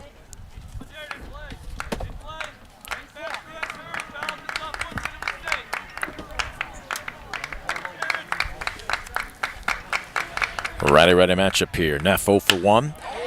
Inside out swing and a liner into right field. They're going to go ahead and wave Mills around third. They will. The play at the plate. No! It was cut off by Schinninger. And the third run of the game comes home. Now batting number 3. Really nice throw out there. It was coming in on a hop, but it would have been a close play at the plate. It was going to be a very close play at the plate. Kind of surprised that ball was cut. Well, again, there's where you got to be talking or listening. You're listening to your catcher at that point, Yeah, that's right? the catcher's call right there. So I was kind of surprised that ball was cut. Maybe felt that it was offline. And boy, a big insurance run there for the Rams, and still with only one down and a runner at first. Here's the 9-hole, Avery Mosier. A little number just to the right of the mound. Schinninger's got it. Runner advances to second, and with 2 down, lineup turns over again. Now batting number 1. Well, I tell you what, and again, if you were just going to look at the box score tomorrow, and this game is far from over, I know what the first thought from a lot of casual fans would be hangover game, right? You beat a top 10 ranked team in Montpelier last night. No, folks, not the case. Tinora has executed here today. yeah, when they've had opportunities, they really have. They had some big hits, and it just really put some pressure on Fairview here at the plate. Good movement on what seemed to be a good sinking fastball. It's in there for strike 1. Coach Singer told me that Schinninger will operate with the fastball in the mid-80s, so it's going to be a significantly different look than Aaron. The 0-1 brings a bender there, and a nice stop in the dirt by Miller. Yeah, nice job of getting out around that ball. And again, you see he gets out around it, funnels it back towards the middle of the field where he can hop up and keep the runner at second base. 1-1. They're pinching up the middle. Now, right now, Olinger trying to hold Neff as this one misses in the cellar. And if you're Schinninger, you just want to concentrate on the batter here, don't you? Yeah, you want to get out right here. Don't let the runner distract you too much. Just come right at the hitter. 2-1. Out of the stretch, Jonas Schinninger. Outside target from Miller. Ooh, runs him inside. Did he miss his spot there? Either way, it's fouled back for strike 2.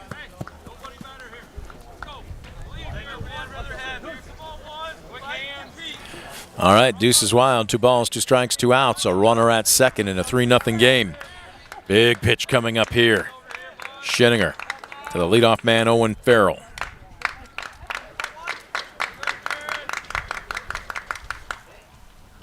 Rod a bender, this one off the end of the bat. It will get through into shallow left center field.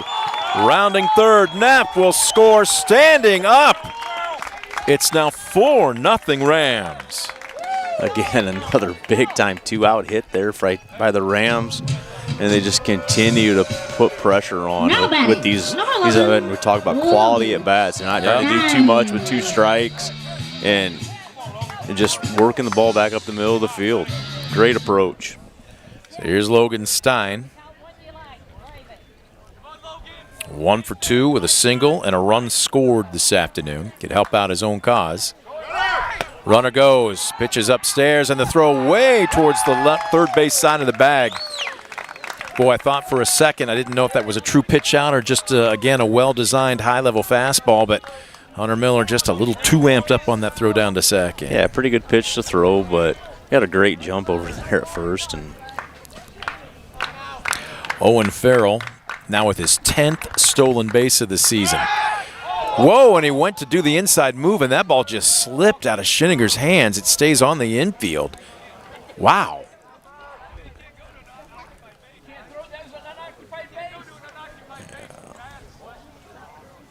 Well, now they're going to appeal. Tinora saying you can't throw to an unoccupied base, but he's at second, correct? Well, what's the claim there? What Tinora is claiming is that he threw the ball. Well, it ended up the first base going to first. Yeah, but the umpire, I think the umpire makes the right call there. It came out of his hand. He wasn't attempting to throw the ball to first base. No, and we had a good look at it. He just lost his grip on it. It just came out of his hand. Yep. 1-0. Fastball, boy, ooh, goodness.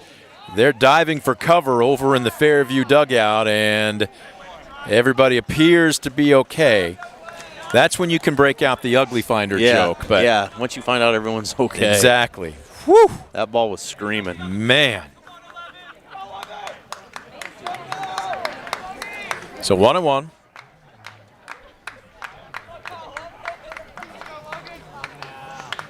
Shanninger trying to keep the damage to a minimum here. 2 runs already home.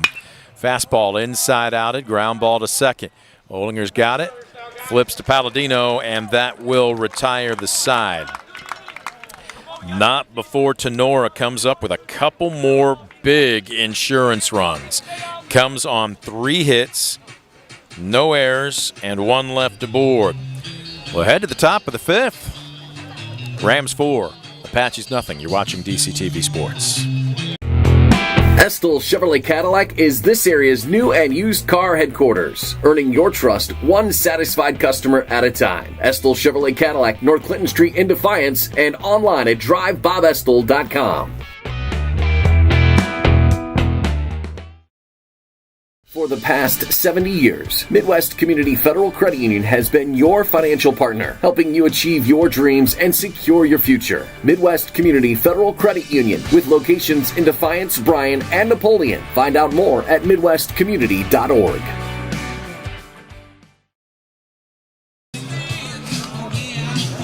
Logan Stein back on the bump.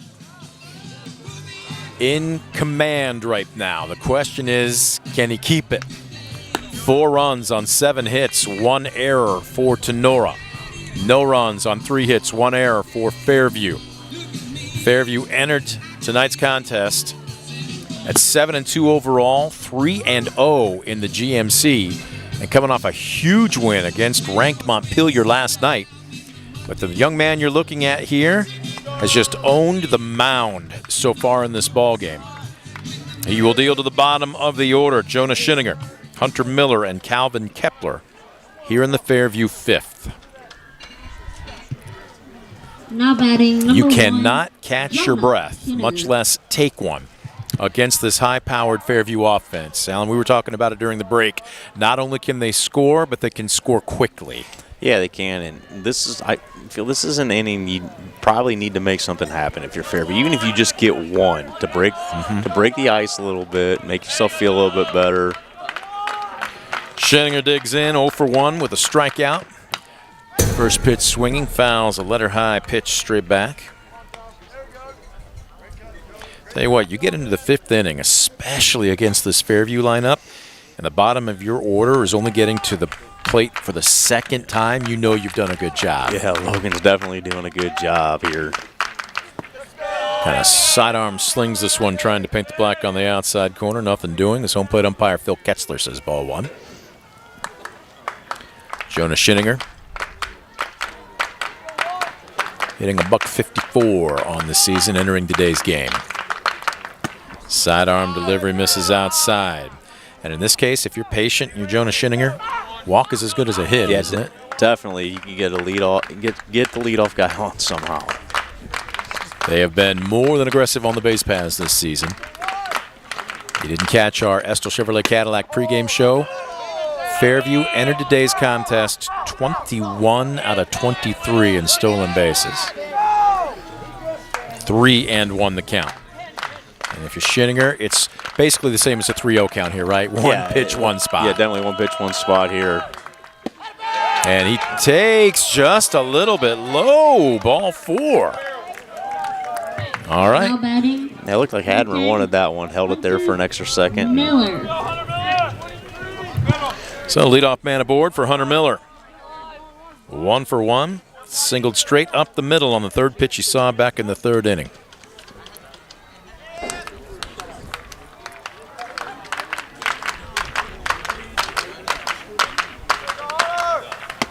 This one misses upstairs for a ball.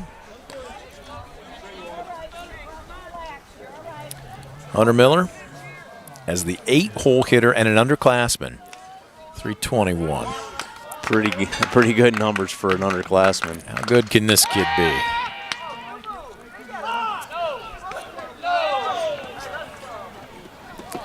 1 ball, no strikes.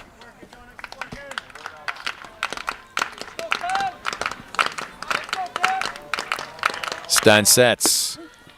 Miller was showing bunt. He pulled back and takes a strike.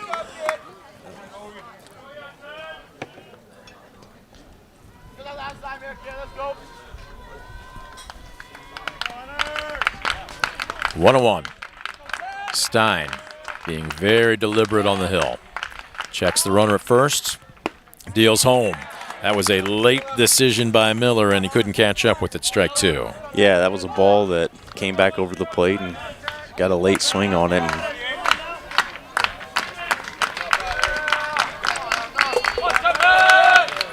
1-2 pitch. Stein with an outside target from Hattemer. Comes home. Pulled to the right side. To second for 1. The relay. Safe. Boy was waiting for Nick Boroyevich to make the call there. yeah, good job getting down the line there. That's a tough one. You know, not real hard hit, but Tinora did a good job making that play close. Good turn there in the middle by Owen Fairview. Yep. So Miller aboard on the 4-6 fielder's choice, but the lead runner is retired, 1 down, and here's the 9-hole Calvin Kepler. And another underclassman digging in from the right side. Stein tries to hump this one up, but misses high. Wind has died down considerably since first pitch. It was an absolute screamer to center field. It was 30-plus miles an hour. Good sinking fastball paints the black on the inside corner here. It's kind of shifted, too. It's more out towards right now. Yep. And not nearly as gusty. So the park should play a little more true. Although we haven't seen many fly balls at all today. Snap throw over to, not a snap throw, but a quick throw over to first. Which tells you one thing. Both pitchers, at least both starting pitchers, really did an effective job of working downstairs in the zone today. Yeah, a lot of ground balls today, and that's what you need on a day like today. The 1-1. Modest lead by Miller. They're going to throw down. There's a snap throw from Hattemer. 2-1. Rams have put a couple on the board. 2 each in the third and fourth. Sidearm swing and a miss. Kepler couldn't catch up with it. Just does a nice job of coming right at hitters. You mentioned earlier that you weren't sure if Fairview's hitters were able to pick Logan Stein up. And again, that looked like a late decision by Kepler. Yeah, and it's hard to tell from where we're sitting, kind of blocked, but if the ball, if it's not really easy to see maybe coming out of his hand, because they seem a little late. And, you know, Logan's not a guy that's overpowering, or they're looking for something else. 2-2. Kepler back in after asking for time. On the way in the cellar.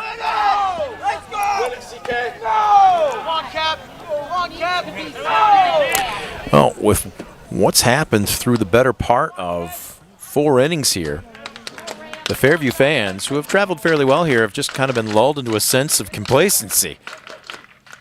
This one chopped straight back again. It looked like a little bit of a late swing. He just caught a piece of it. Yeah, a late decision. And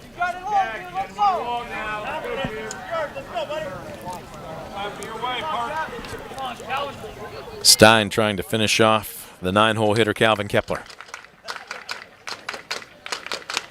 Payoff pitch. Off the end of the bat. High, lazy fly ball to shallow right field. Neff draws a beat on it and puts the leather to it. 2 down. Pesky at bat by Calvin Kepler. Yeah, it was. Pesky at bat, and Logan kept battling. He wasn't going to give in right there and come down the middle of the plate. Everything was away, and made a good pitch there and got the lazy fly ball into right field. So the lineup turns over. Elijah Arend will stroll to the plate. He is 1 for 2 with an infield single and a fly out to right. Stein, oh boy, a beautiful bender right over the back corner that broke over the heart of the plate. Yeah, Started that out, and he gave up on it, and it came right across the middle of the plate. That was a Frisbee. 0-1. Tried to double him up, and that looks like it was fouled off the mask. Yeah. Hadimer. Looks like it got either Hadimer or the umpire. Either way, it's strike two. Price to be paid there.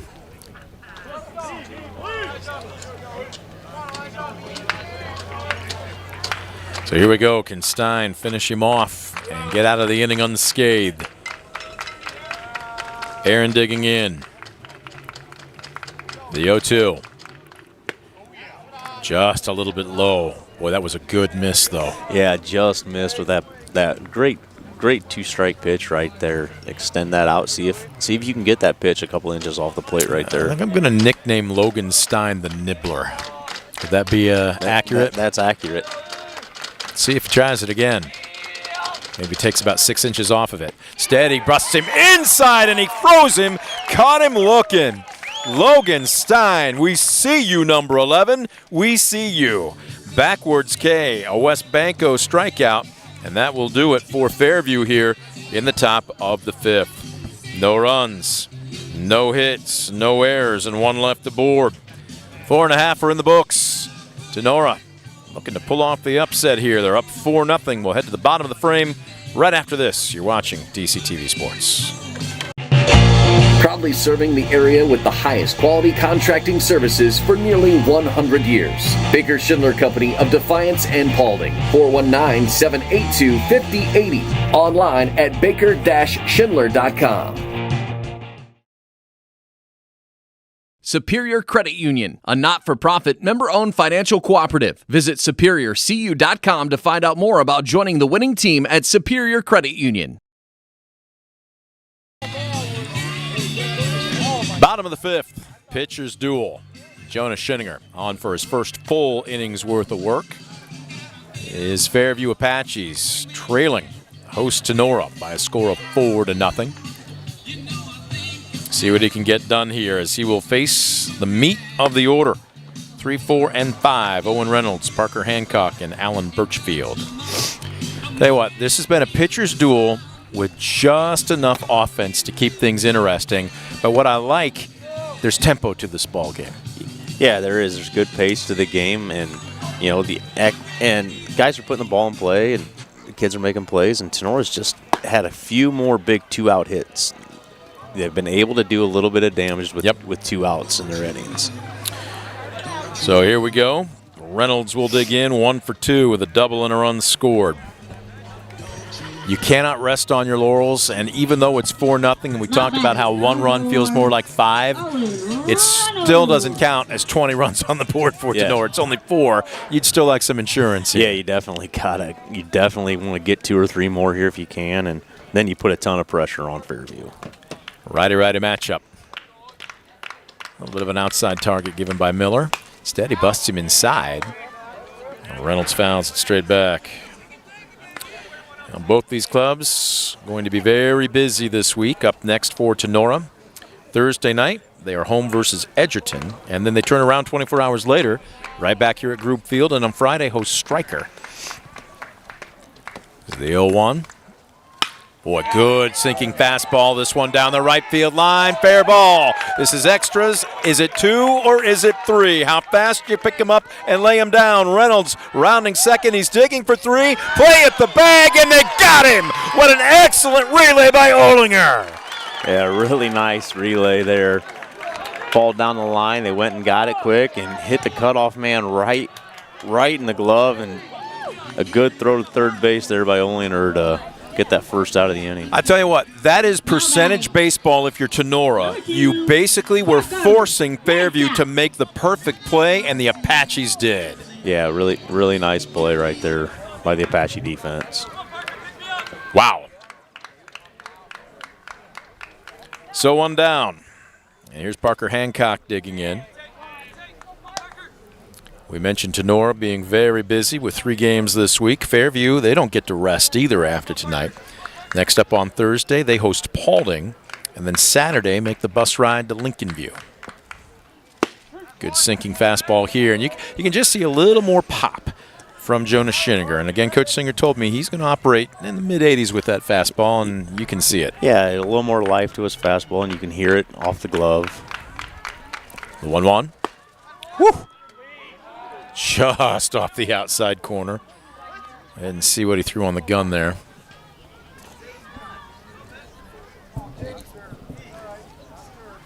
.84 is what I'm being told. So Coach Singer was telling me the truth. This one, he went right back there again. He just missed on the last pitch, and that's confidence in your stuff. Yeah, right back in the exact same spot. If you didn't feel you missed the first one, go ahead and throw it there again. Maybe you get it this time. 2-2. Wow, that's just relying on your stuff. And he wasn't fancy there. If you can catch up with it, I'll tip my cap to you. And Parker Hancock couldn't. A West Banco strikeout, and there's 2 down. Yeah, nice job of elevating that fastball a little bit. Went right out on that outer half again.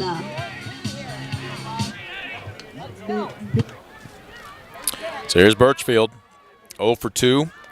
He's been a dead pull hitter so far this afternoon. He's grounded out to third on both occasions. As he takes just below the knees, grounded into a 5-4-3 twin killing in the second, and then just a standard 5-3 put out to end the third.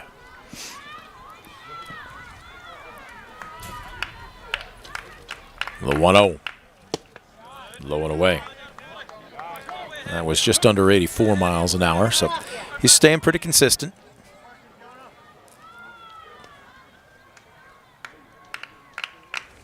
.20.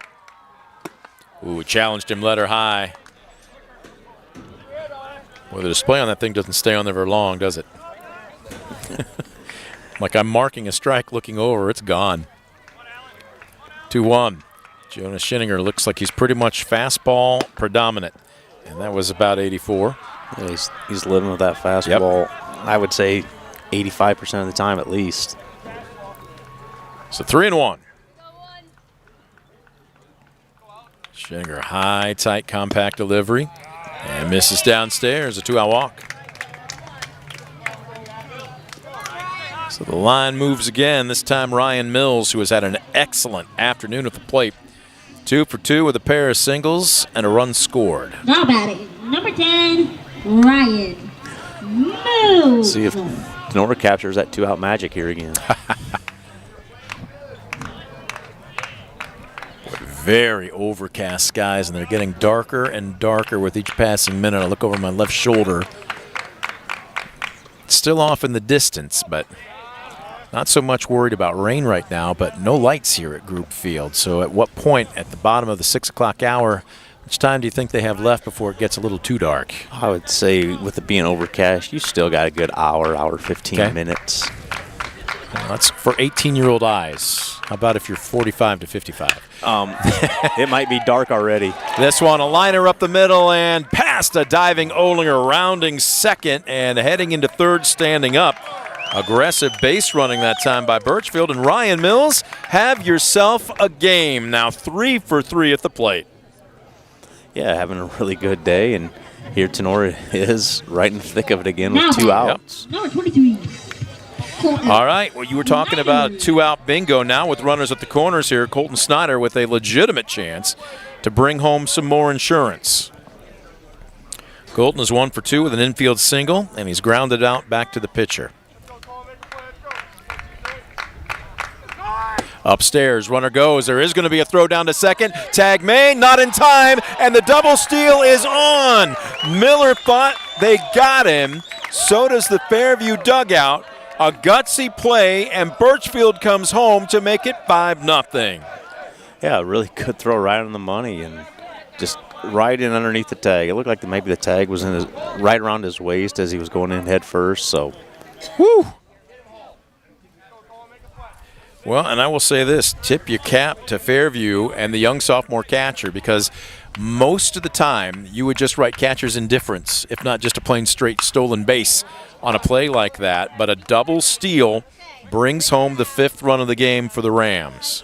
Really good job, too, there by Tinora being aggressive. A lot of times you'll see that, and the runner at third did a nice job of reading that. Yes. That right there. Because a lot of times you see that in the shortstop or the second baseman come and cut that ball off.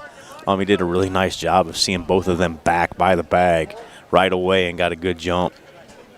Did you ever practice the fake throw to second and the snap throw to third? Yeah, we do. Yep, we had that one in our bag back in my day, and you get a really aggressive base runner at third base. That one would work. Oh, this one inside outed, but with the second baseman holding, this is going through a big gap. Rounding third, Mills will score standing up. 6-0, and now the throw gets away from Miller, reading the ball, getting past, and sliding safely into second. Wow, everything going Tinora's way, and Colton Snyder now 2 for 3 on the day, but this time give him an RBI. Yeah, another good job. Just stayed on a ball and hit it the other way, and again, another crooked number up on the board for Tinora. 3 innings in a row. Wow. And still in business. And Coach Singer's going to come out to the bump and have a chat with Jonah Schinninger. He's getting a pat on the back, and is this to make a change? Schinninger's thrown quite a bit here in relief. Yeah, he has. He just couldn't get that elusive third out here in this inning. 6-0. And folks, again, we want to reiterate this. Tinora's executing. It's not like Fairview kind of had a hangover today and came in, booted a few balls around, or couldn't throw strikes. Tinora is executing. Yes, Tinora is doing all the little things right, from 2-out hits to running the bases aggressively. And, you know, the inning starts with getting a guy thrown out at third base. Yep. Yeah. You know, then Fairview gets the next guy. They're feeling good about themselves, and Tinora just refused to go away this inning. They're going to leave Schinninger in as he pounds the ball off the turf behind the bump.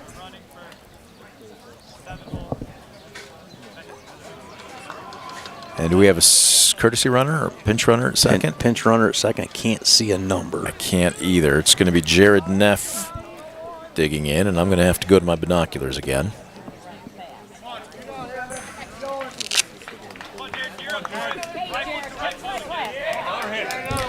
Neff on the afternoon is 1 for 2.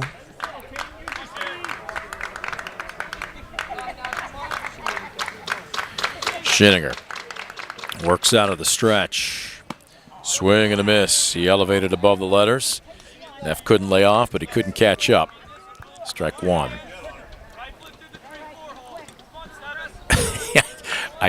We're blocked out here. If you got an angle, feel free. Good secondary lead by the pinch runner for the Rams. Yeah, everybody's in the way here. Another good sinking fastball. Now, Schinninger's done this to 2 or 3 hitters. Thank you very much. Being told that it is number 9. Oh, wait a minute. I'm looking at an outdated roster if you've got it in front of you. Tinora. Oh, yeah. Popped up. The mystery man will have to wait. On the infield, Aaron makes the call and the catch. Need to start making them announce it to us. That's going to do it for the Rams here in the bottom of the 5th. They're getting them 2 at a time, though, folks. 2 runs on 2 hits. Actually, 3 hits, 1 error, and 1 left aboard. We head to the top of the 6th. Fairview down to their final 6 outs. They trail 6-0. You're watching DCTV Sports. Stanball Jewelers is your trusted source for diamonds, fine jewelry, watches, and gifts. Whether you're looking for a dazzling engagement ring, a timeless anniversary gift, or a present for someone special, Stanball Jewelers has something for every occasion. Visit us today and discover why we've been serving the community since 1948. When a fire or natural disaster throws a penalty flag, let ServiceMaster Restore work for you. Anything from minor cleanups to complete overhaul and rebuilding. Contact ServiceMaster by McCann. On Saturday? Fairview is the last game of the day, game 4, and they face Lincoln. Which is what I said, right? And, yeah. At Defiance. Okay, gotcha. And then Tinora's versus Ottawa Hills. Okay, gotcha. And the other games are actually really awesome. Superior Credit Union, a not-for-profit, member-owned financial cooperative. Visit SuperiorCU.com to find out more about joining the winning team at Superior Credit Union. 2, 1. Back at Group Field. Quite often you hear announcers say, what's the loneliest place in a ball game when a pitcher has got a shutout going? They say the mound, but right now Logan Stein has just been dealing against one of, if not the hottest offense in Northwest Ohio. Forget the state. And he has put them in check. No runs on just 3 hits as he will deal to the meat of the order one more time. 3, 4, and 5. Logan Olinger, Shady Fritsch, and Anthony Singer. Yeah, I would say this is go time for Fairview here. You gotta crack the scoreboard here. You got to get something this inning. Yeah. Even if you don't get it all back, you got to get something. This one pulled on a big candy hop to Parker Hancock at first. Just like that, Olinger has done on the unassisted putout, 1 away. Now batting, number 5. He has done a really good job so far today of mixing and getting guys out in front. And so here we go with Shady Fritsch. 1 for 2. Reached on a bunt single all the way back in the first. He has also grounded out to second. Rolls over on this one. Whoa! Takes a high second hop. He makes everything close down at first base, doesn't he? Score 4-3. He makes you be perfect there in the infield. Now batting. You're going to play back on a second hop against Shady Fritsch. You'd better make sure, number 1, you're accurate, and number 2, you don't have any problems with your transfer. Yeah. Yeah, he definitely puts a lot of pressure on. So just like that, though, 2 pitches, 2 outs. Yeah. And here's Anthony Singer digging in. 1 for 2. He was swinging for the downs there and comes up empty.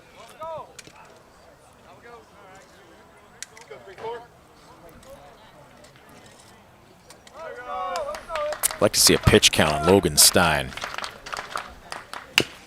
Tries to backdoor him here. This one, a chopper down to third. It's, foul ball. Boy, at the last second. Birchfield was playing a little deep there, and as he came in, still being aggressive, tried to make the play, but home plate umpire Phil Katzler says foul ball. Yeah, just kicked foul at the last moment. But really good aggressive play down there by Birchfield. So correction on the schedule for Fairview. Again, I went off of, let's just say, an internet resource that sometimes is incorrect. But Saturday versus Lincoln View is correct, but they are not hosting. They're going to be at Defiance. As this 0-2, inside out it a bit, into shallow center field, and forced to play it on a hop. Reynolds came in, decided the better part was to hold up on it, and a 2-out single keeps the line moving for Fairview. Yeah, the Fairview game against Lincoln View on Saturday is they're at Defiance High School. Prep Baseball Report here in Ohio does a good job of putting some really high quality games together at different places throughout the year, and this is going to be one of the better ones. I think you have a couple of really high-profile games up there Saturday. PBR, for those that are old enough to remember, this is baseball-related. But Tinora is going to be part of that as well. They will play the first game. Chris Hardman and his Ottawa Hills squad will make the drive down Highway 24. And then Fairview and Lincoln View are the second game. So this one misses upstairs, 2-0. Well, I know when they built that facility at Defiance, they were doing it not just for their own team, but it's a college-level complex, and not just the field with the turf. We're talking the indoor cages, everything, and they love showing that off, but they also like allowing other teams to take a crack at it. Yeah, it'd be a good, fun weekend up there for everybody. Get to play at a high-quality facility against some really good competition. And if you're a baseball fan and you're not doing anything Saturday in the area, that's going to be the place to go. Yep. I think there's an Anthony Wayne, maybe Olentangy matchup in that too, and which is like a D1, D2 state title. Both won state titles in D1 and D2 last year. So just high-quality baseball here in Northwest Ohio this weekend. So Coach Tipton goes out, a meeting on the mound. Again with a 2-0 count, but with 2 outs here in the top of the 6th. Logan Stein going to be allowed to work his way out of this inning. And if he does, especially with no damage done, why wouldn't you run him out there for the 7th? Definitely running him back out. 2-0. Nice sinking fastball. Strike 1 to Noah Schillinger. It's a good job there by Logan, making his coach look pretty smart. Come out for a trip, and you pound the ball right down the middle of the strike zone. Yep. The 2-1. Misses upstairs. Fairview would really have to put the pressure on. Folks, let's put it this way. If the Apaches were to load the bases up, the tying run still would be in the hole. Yeah, they definitely need to get something moving here. Upstairs for ball 4. That is, what, just his second free pass of the afternoon? Yeah, I believe so. No batting. Number 14. And again, if you are Fairview, there's no such thing as a 6-run homer. Your job, whenever you step up, find a way aboard. Keep the line moving. Yep, keep things going and keep everything trucking along. Get the next guy to the plate. So here's Palladino digging in from the left side. Palladino 0 for 1 with a walk. Lefty-lefty matchup. But now runners at first and second. Whew. He was swinging for the downs, and he came up empty. Yeah, big swing right there. And I can hear Coach down there telling him basically, just all we need is a base hit, like you just said. Keep that line going. Yep. The 0-1. This one ripped past a diving Hancock at first. They're going to go ahead and wave Singer around third. Will there be a play at the plate? It's cut off. It will keep runners at the corners. Palladino pumping his fists to his teammates in the dugout. A 2-out RBI single puts the Apaches on the board. And there you go. Broke the scoring drought there, and they're still in business here with first and third and still in the middle of their order. And again, if you are Stein, all you need is one more out. Yeah, right? Yep. Don't overthink this, but at the same time, you do have to bear down a bit. Fairview giving Tinora a bit of a taste of their own medicine with a 2-out rally here. A little 2-out action going on, and the good teams tend to do that. Just continue to put pressure on. Jonah Schinninger digging in. He swung over the top of the first offering from Stein. Another bender right over the heart of the plate. Boy, that was a beauty.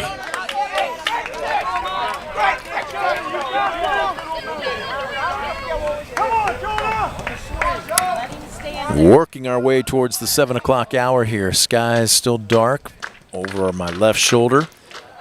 Daylight fading. The 0-2. Pops straight back. Gets out of play. All right, you are ahead in the count here, 0-2 if you're Logan Stein. It has been very effective, although we haven't seen it this inning. Nibbling on that outside corner, but do you try it again here? Yeah, even going maybe a couple inches off that outside corner, see if you can get a chase. 0-2, he backdoored him and just missed. There it was. Oh, that was close. There it was, and a great take right there. Sure, and if you, great take. Jonah Schinninger with nerves of steel there, but he knows the strike zone, and he takes for ball 1. That's where you just get two good competitors going at each other. Yeah, great Love pitch, it. Great pitch, great take. The 1-2 will do it again. Did he check? Did he go? Are they going to appeal? He did not. Ball 2. He changed eye level on him there as well. And Schinninger kept the bat from going through the zone.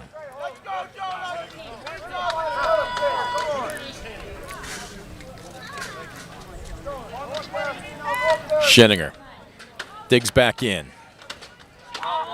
Now, if you're Stein, you still don't have to give in here. No, you don't. No, you don't have to. You can. 2-2. Nibbled with a fastball, but it's a little off the plate. And now 3-2, and Fairview's runners will have the advantage. They'll be moving with a pitch with 2 outs. Yep. And now you got to come to him and maybe try to. You've been away. Might be a chance to try to sneak one in on the inner half here. Payoff pitch. Stein trying to come up with one that'll get him out of the inning. Schinninger trying to extend the inning for Fairview. On the way. Got him! Froze him on the inside corner. Logan Stein comes up with the pitch of the ball game to this point. It's a backwards K and a West Banco strikeout to snuff out the Fairview threat here in the top of the 6th. The Apaches do break the scoreboard, though. 1 run, pair of hits, no errors, 2 left aboard. We'll head to the bottom of the frame. Rams 6, Apaches 1. You're watching DCTV Sports. At Arthur Law Firm, we understand how overwhelming life can be after being seriously injured in a car accident. With over 50 years of experience, Arthur Law Firm has a track record of getting the results you deserve. When you don't know where to turn, get answers with Arthur. Call us today. Westbanco, building a better bank every day since 1870. Community-focused Westbanco. Find out more at westbanco.com. There's a good look from our aerial camera here at Group Field. And there you take a look at Mr. Schinninger throwing his hat off. Jonas Schinninger trying to keep it where it is. Bottom of the 6th. Tinora 6 runs on 10 hits, 1 error. Fairview 1 run on 5 hits, 1 error. It'll be the 9-hole. Avery Mosier to lead it off for Tinora. Owen Farrell, the leadoff man, stands in the on-deck circle, and Logan Stein in the hole. They've done them 2 at a time each of the last 3 innings. Rams with 2 in the 3rd, 2 in the 4th, 2 in the 5th. Your focus here, if you're Jonah Schinninger, is you got to get him back in the dugout here. You got to throw a 0 up here in the bottom of the 6th to give you any kind of shot. Well, and he's a power pitcher. He's made no secrets about that over the last 2 innings. So if you're Tinora, you're not going up guessing. You're going to see a steady diet of fastballs, aren't you? Yeah. Just like that. Strike 1. You are. 85 miles an hour. He was coming with a purpose. And he's ready to quick pitch. Get him the ball. Yeah, he's ready to go. Ready to go. The 0-1. Another fastball. Fouled away. Just like that, 0-2. This is going to be our last broadcast of the week. And we'll be back on the air again next, I believe it's Monday. We've got softball. And then Tuesday, we've got Defiance baseball home versus, I want to say Bath, but I can't remember off the top of my head. This one fouled away. Moser buys himself another swing. We have been treated to some really good spring sports over the last 2 to 3 weeks here in Northwest Ohio. Yeah, seen a lot of really good games, a lot of really good looking athletes here. The 0-2. This one down the right field line. It is slicing and foul territory. Good idea. Straighten it out, Avery. Looks like Fairview's softball game is over. Did you win? What was your score? 3-2. You won? Yeah. Congratulations. Being told Fairview won 3-2 over Tinora. So softball picking up the victory. 0-2 on the way here. Oh, we went with a bender for the first time in a while, and that's a good hold by Mosier. Yeah, really good take right there. And a good mix. You know, you're up 0-2, been nothing but fastballs, and I wouldn't be surprised if he comes back right, that had some right with the snap heater. to it. Yeah. Yep. The 1-2 on the way. Fastball high to right field, but playable. Noah Schinninger is there and kind of Cadillacs it over there and makes the one-handed catch to retire Avery Mosier in the leadoff man. Nice little coast right there. My grandfather told me, he was a huge baseball fan. He goes, you never noticed how Joe DiMaggio never had to dive for a ball? They all just kind of came to him. Yeah. Those are called good jumps and good speed. Good sinking fastball as a first pitch strike to Owen Farrell.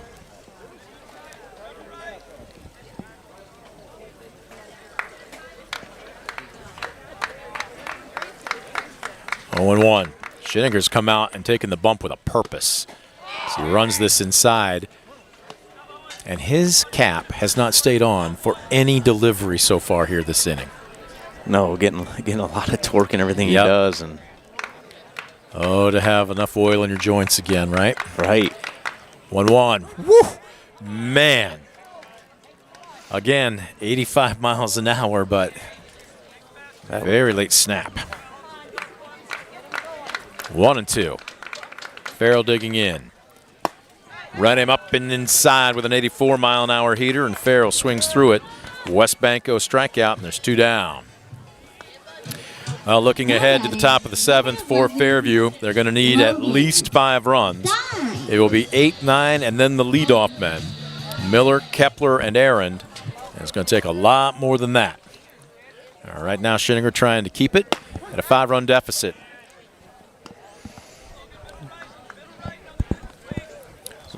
See if they can do something they haven't done in a few innings here. Get a clean inning. Get it clean out.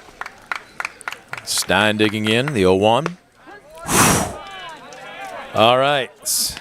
Well, after the visit, I don't know if this is just self-correction by Shinninger or somebody gave him a little motivation, but man, he looks like a different kid all of a sudden. Yeah, he does. A little hop on his fastball and getting after it. The 0-2 just off the outside corner. He wanted that one. So did the Fairview fans. Yeah. And missed out a little bit. Good spot, though. The ball's 2 strikes. The 1-2. Undoubtedly another heater coming. Right down central. This one grounded to short. Gobbled up. Oh, a low throw, and Palladino can't pick it. Aaron came up. And did he maybe have a little trouble with his transfer there? Yeah. Something looked a little off on the throw. Didn't seem like it got into his hand right away, and then he tried to rush the throw and couldn't pick it out of the dirt down there at first base. Second error of the ball game, score at E6, and instead of a 1-2-3 frame, the 3-hole Owen Reynolds, who's 2 for 3 with a couple of doubles and a run scored and an RBI, strolls to the plate. And are we going to have a courtesy runner? Yes. Do I see number 20? Yep. It's Grady Stark.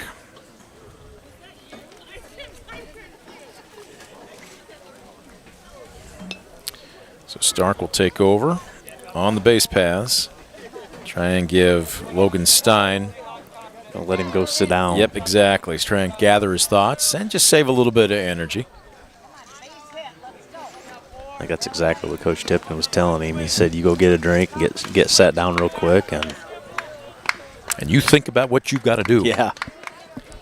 First pitch swinging, a shot to second. Snared by Olinger. He'll go to second. So much for getting a quick drink and gathering your thoughts if you're Logan Stein. Score it 4-6 on the fielder's choice as Fairview gets the lead runner. And that will do it for the Rams here in the bottom of the 6th. No runs on no hits. 1 error, 1 left aboard. We'll head to the top of the 7th. Rams 3 outs away from a huge win. Fairview, we'll see what they have to say about it. Don't go anywhere. 7th inning right after this on DCTV Sports. Estill Chevrolet Cadillac is this area's new and used car headquarters, earning your trust one satisfied customer at a time. Estill Chevrolet Cadillac, North Clinton Street in Defiance, and online at drivebobestill.com. For the past 70 years, Midwest Community Federal Credit Union has been your financial partner, helping you achieve your dreams and secure your future. Midwest Community Federal Credit Union, with locations in Defiance, Bryan, and Napoleon. Find out more at midwestcommunity.org.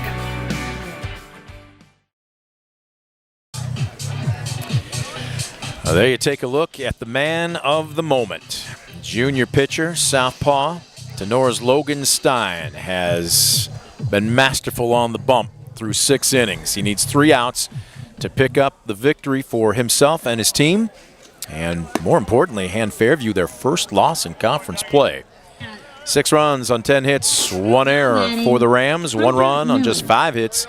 Couple of miscues in the field for the Apaches. It will be 8, 9, and then the leadoff men here in the Fairview 7th. Hunter Miller will lead it off. First baseman.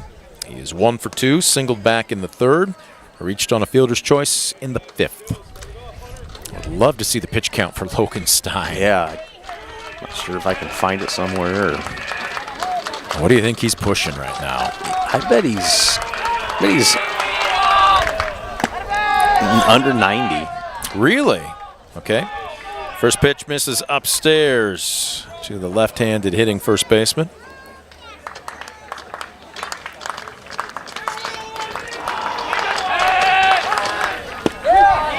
There's a strike. Bender across the heart of the plate. Count evens up.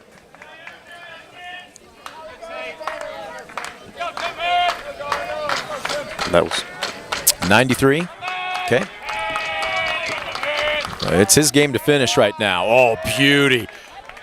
That is a lane-changing slider, and that cut across about 4 lanes of traffic there and hit the outside corner for strike 2. Great pitch right there. And he's still able to spot here deep into the game. 1-2 from the letters. Ground ball to short. Farrell gobbles it up, fires across the diamond. Leadoff man retired. So here's Calvin Kepler digging in. Number 2, Calvin Kepler. Kepler out of the 9 hole has popped out to the catcher and flown out to right.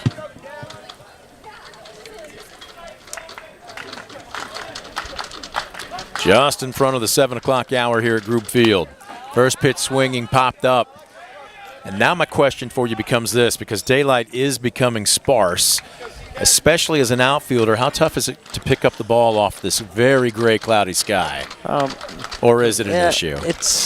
It is, but at the same time, as long as you can stay, just stay locked in. Ground ball, nice back step by Birchfield. Long throw across the diamond, they got him. Wow. Score at 5-3 on an all-or-nothing play by the Rams third baseman. And the Apaches down to their final out. If you're watching on our screen right now, or maybe your computer screen at home, I guarantee you it looks a lot lighter than it actually is in person. Yeah, definitely does. Looks a lot lighter here on the monitor in front of us than it does looking out live. So here's the leadoff man, Elijah Aaron. He singled all the way back in the first. First pitch swinging here, sends this one deep to right center field, and it will roll all the way to the wall. Aaron rounding first. He will stand up into second with a 2-out double. Oh, nice job there. Yep. Not going to make it easy. Nor would you expect him to. Yeah, Fairview is not going to go down without a fight here. So here's Logan Olinger about to dig in. Shortstop. At least started the game at shortstop. He is looking for his first hit. Reached on a fielder's choice in the first, struck out looking to end the third, and grounded out to first in the 6th. Stein deals. Just off the outside corner. Was that high? Yeah, maybe out just a little bit. Good miss.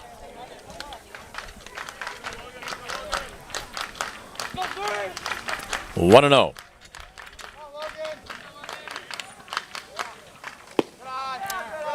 Just a little low. Boy, he's living on that outer corner. Yeah, he is. And just a little bit down. I think in this situation with 2 outs, you'd like to see him maybe attack just a little bit more, but that's not what he's done all day. So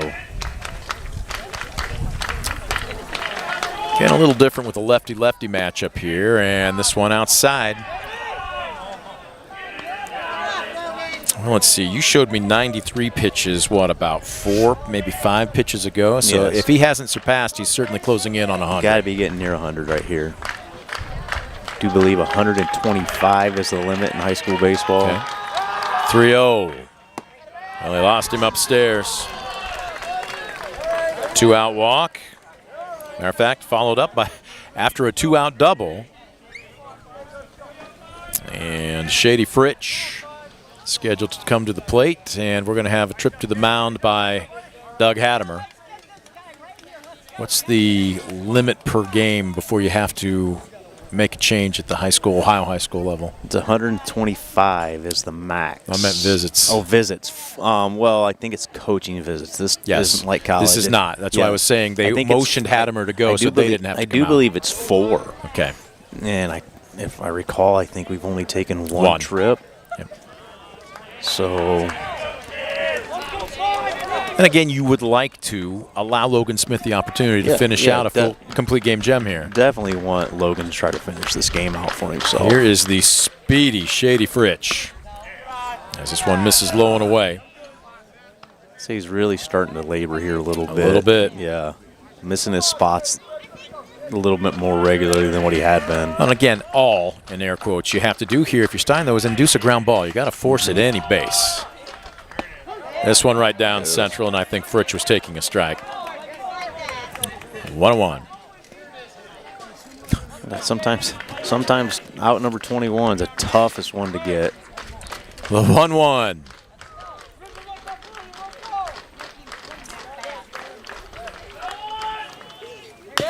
This one chopped down in the dirt, and here we go again.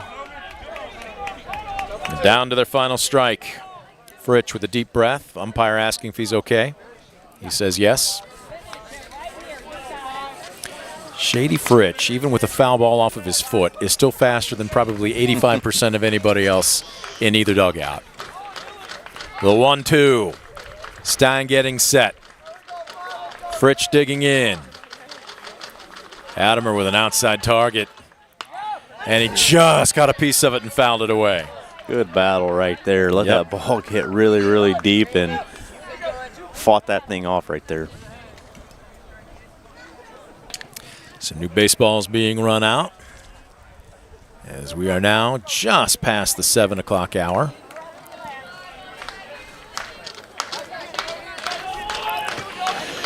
One-two, we'll do it again.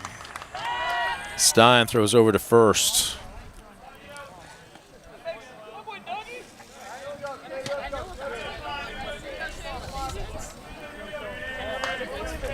Fritch right on top of the plate. Stein, long look in. Adamer gives him a target. Popped up, out of play. Fritch hanging tough with 2 strikes. Yeah, really good battle here by Shady Fritch. Logan's just going to keep on grinding.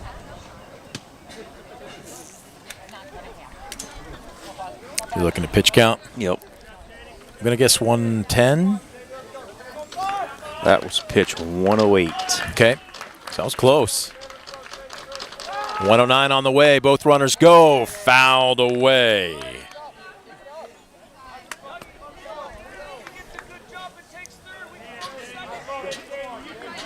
A little instruction to the Tinora infield.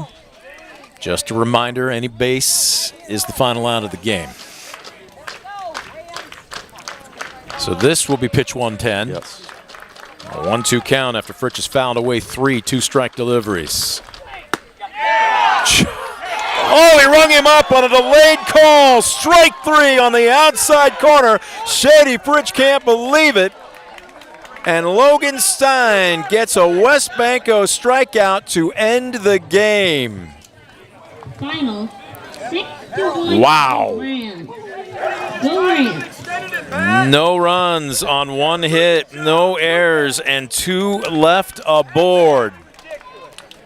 Logan Stein pitches a 6-hit gem, and Tinora breaks a 2-game skid and also hands Fairview their first loss in conference play. And the pieces of the GMC puzzle just moved significantly. We're going to take a quick timeout. Back with your post-game stats and interviews. Don't you go anywhere. Tinora 6, Fairview 1. You're watching DCTV Sports. Estill Chevrolet Cadillac is this area's new and used car headquarters, earning your trust one satisfied customer at a time. Estill Chevrolet Cadillac, North Clinton Street in Defiance, and online at drivebobestill.com.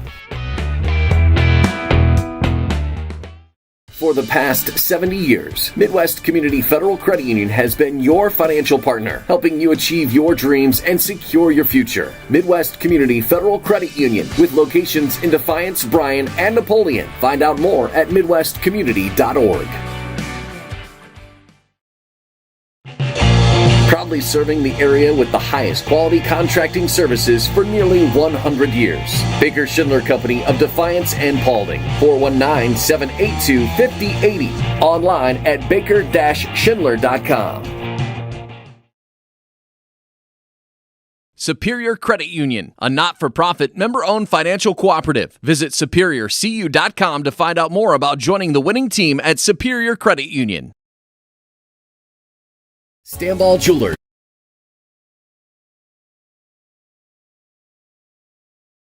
Superior Credit Union, a not-for-profit, member-owned financial cooperative. Visit superiorcu.com to find out more about joining the winning team at Superior Credit Union.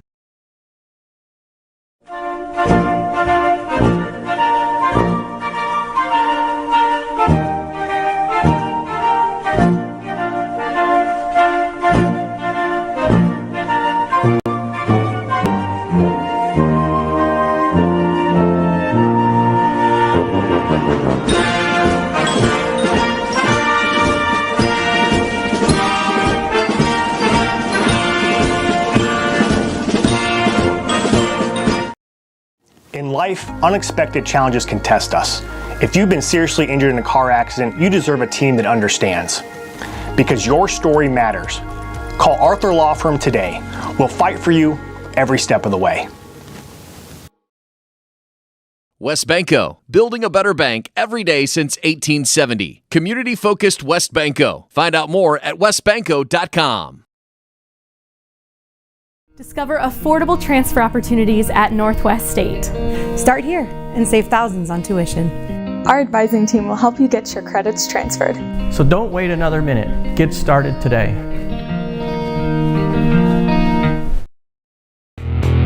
Estill Chevrolet Cadillac is this area's new and used car headquarters, earning your trust one satisfied customer at a time. Estill Chevrolet Cadillac, North Clinton Street in Defiance, and online at drivebobestill.com. For the past 70 years, Midwest Community Federal Credit Union has been your financial partner, helping you achieve your dreams and secure your future. Midwest Community Federal Credit Union, with locations in Defiance, Bryan, and Napoleon. Find out more at midwestcommunity.org.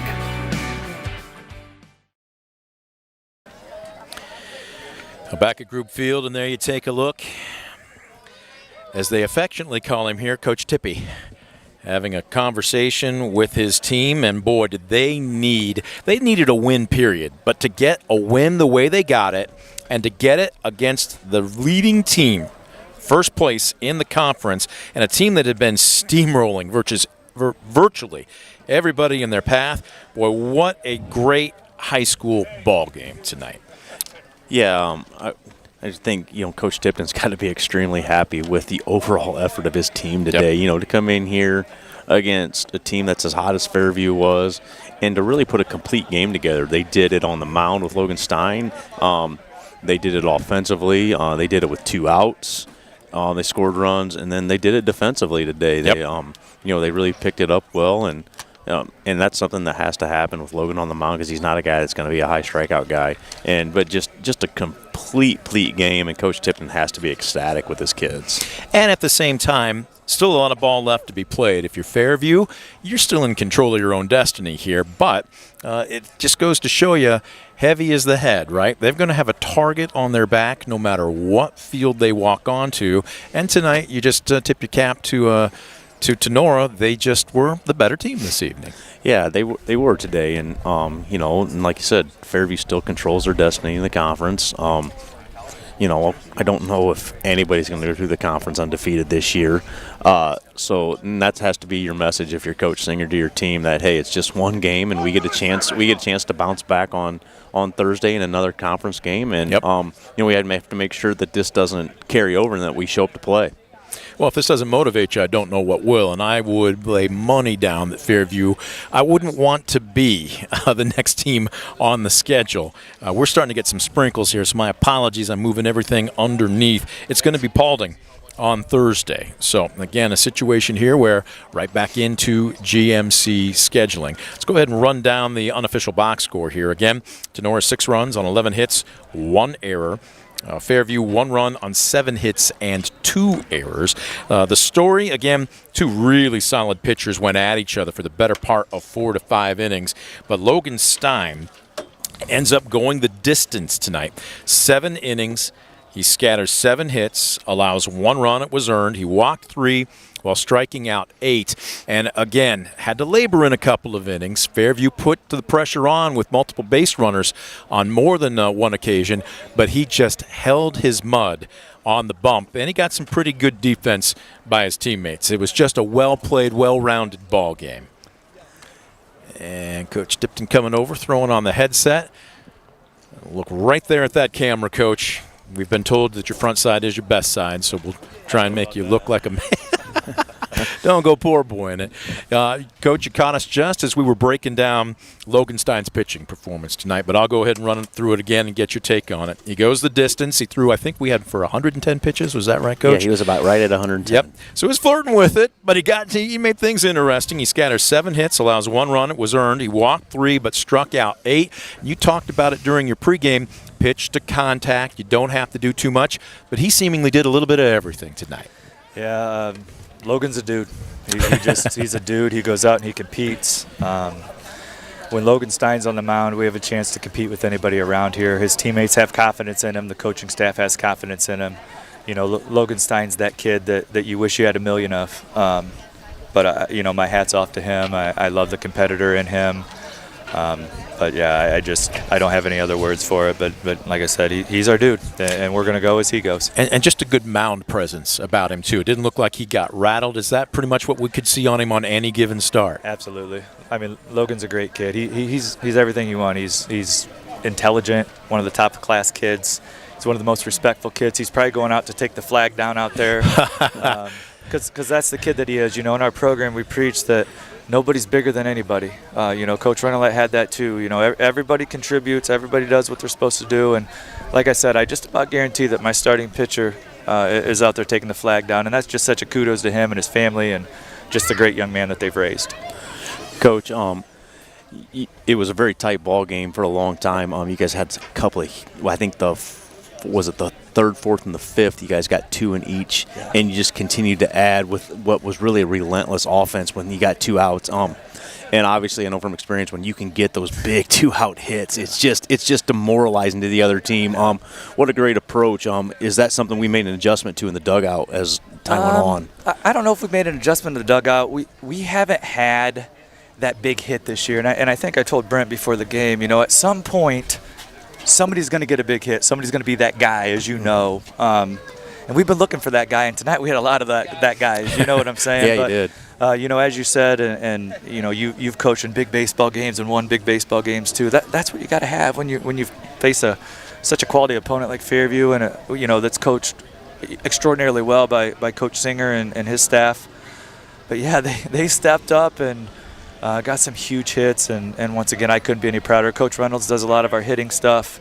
Last night we challenged them because quite frankly we've been struggling at the plate. I think we were hitting 258 as a team. You know, our on-base percentage is up there, but we strive for better than that. You know, we want to hit better than 258 as a team, and you know, tonight we did that, and what a night to do it.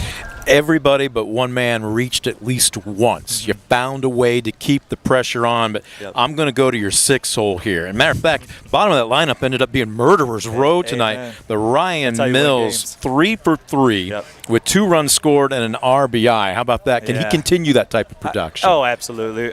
Quite frankly, Ryan was our leadoff hitter to start the year. He's a sophomore, first varsity experience, and I think Coach may agree with this. You know, you put a sophomore in, first varsity experience, you start playing in some big games, you start pressing. During the preseason, I don't even know if he got out. He was hitting gap to gap to gap and just hitting everything on the screws like he did tonight. And, you know, I talked to him, and I actually I'd moved him down on Saturday. And I talked to him, and I say, hey, Ryan, this is nothing personal, but you're a sophomore. Maybe this is a me problem. Maybe I put too much on you. I'm going to move you down a little bit. You just go up there and attack fastballs.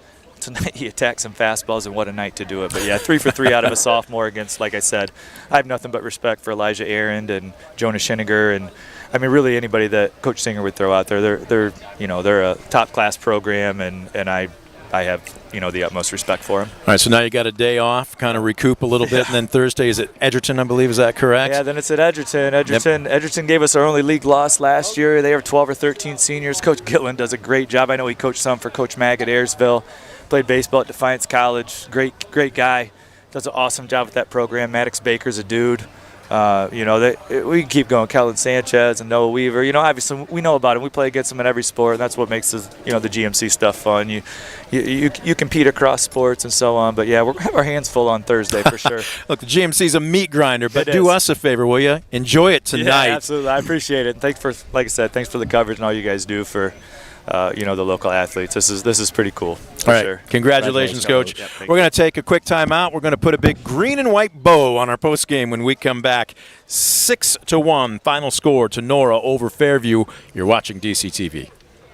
Estill Chevrolet Cadillac is this area's new and used car headquarters, earning your trust one satisfied customer at a time. Estill Chevrolet Cadillac, North Clinton Street in Defiance, and online at drivebobestill.com.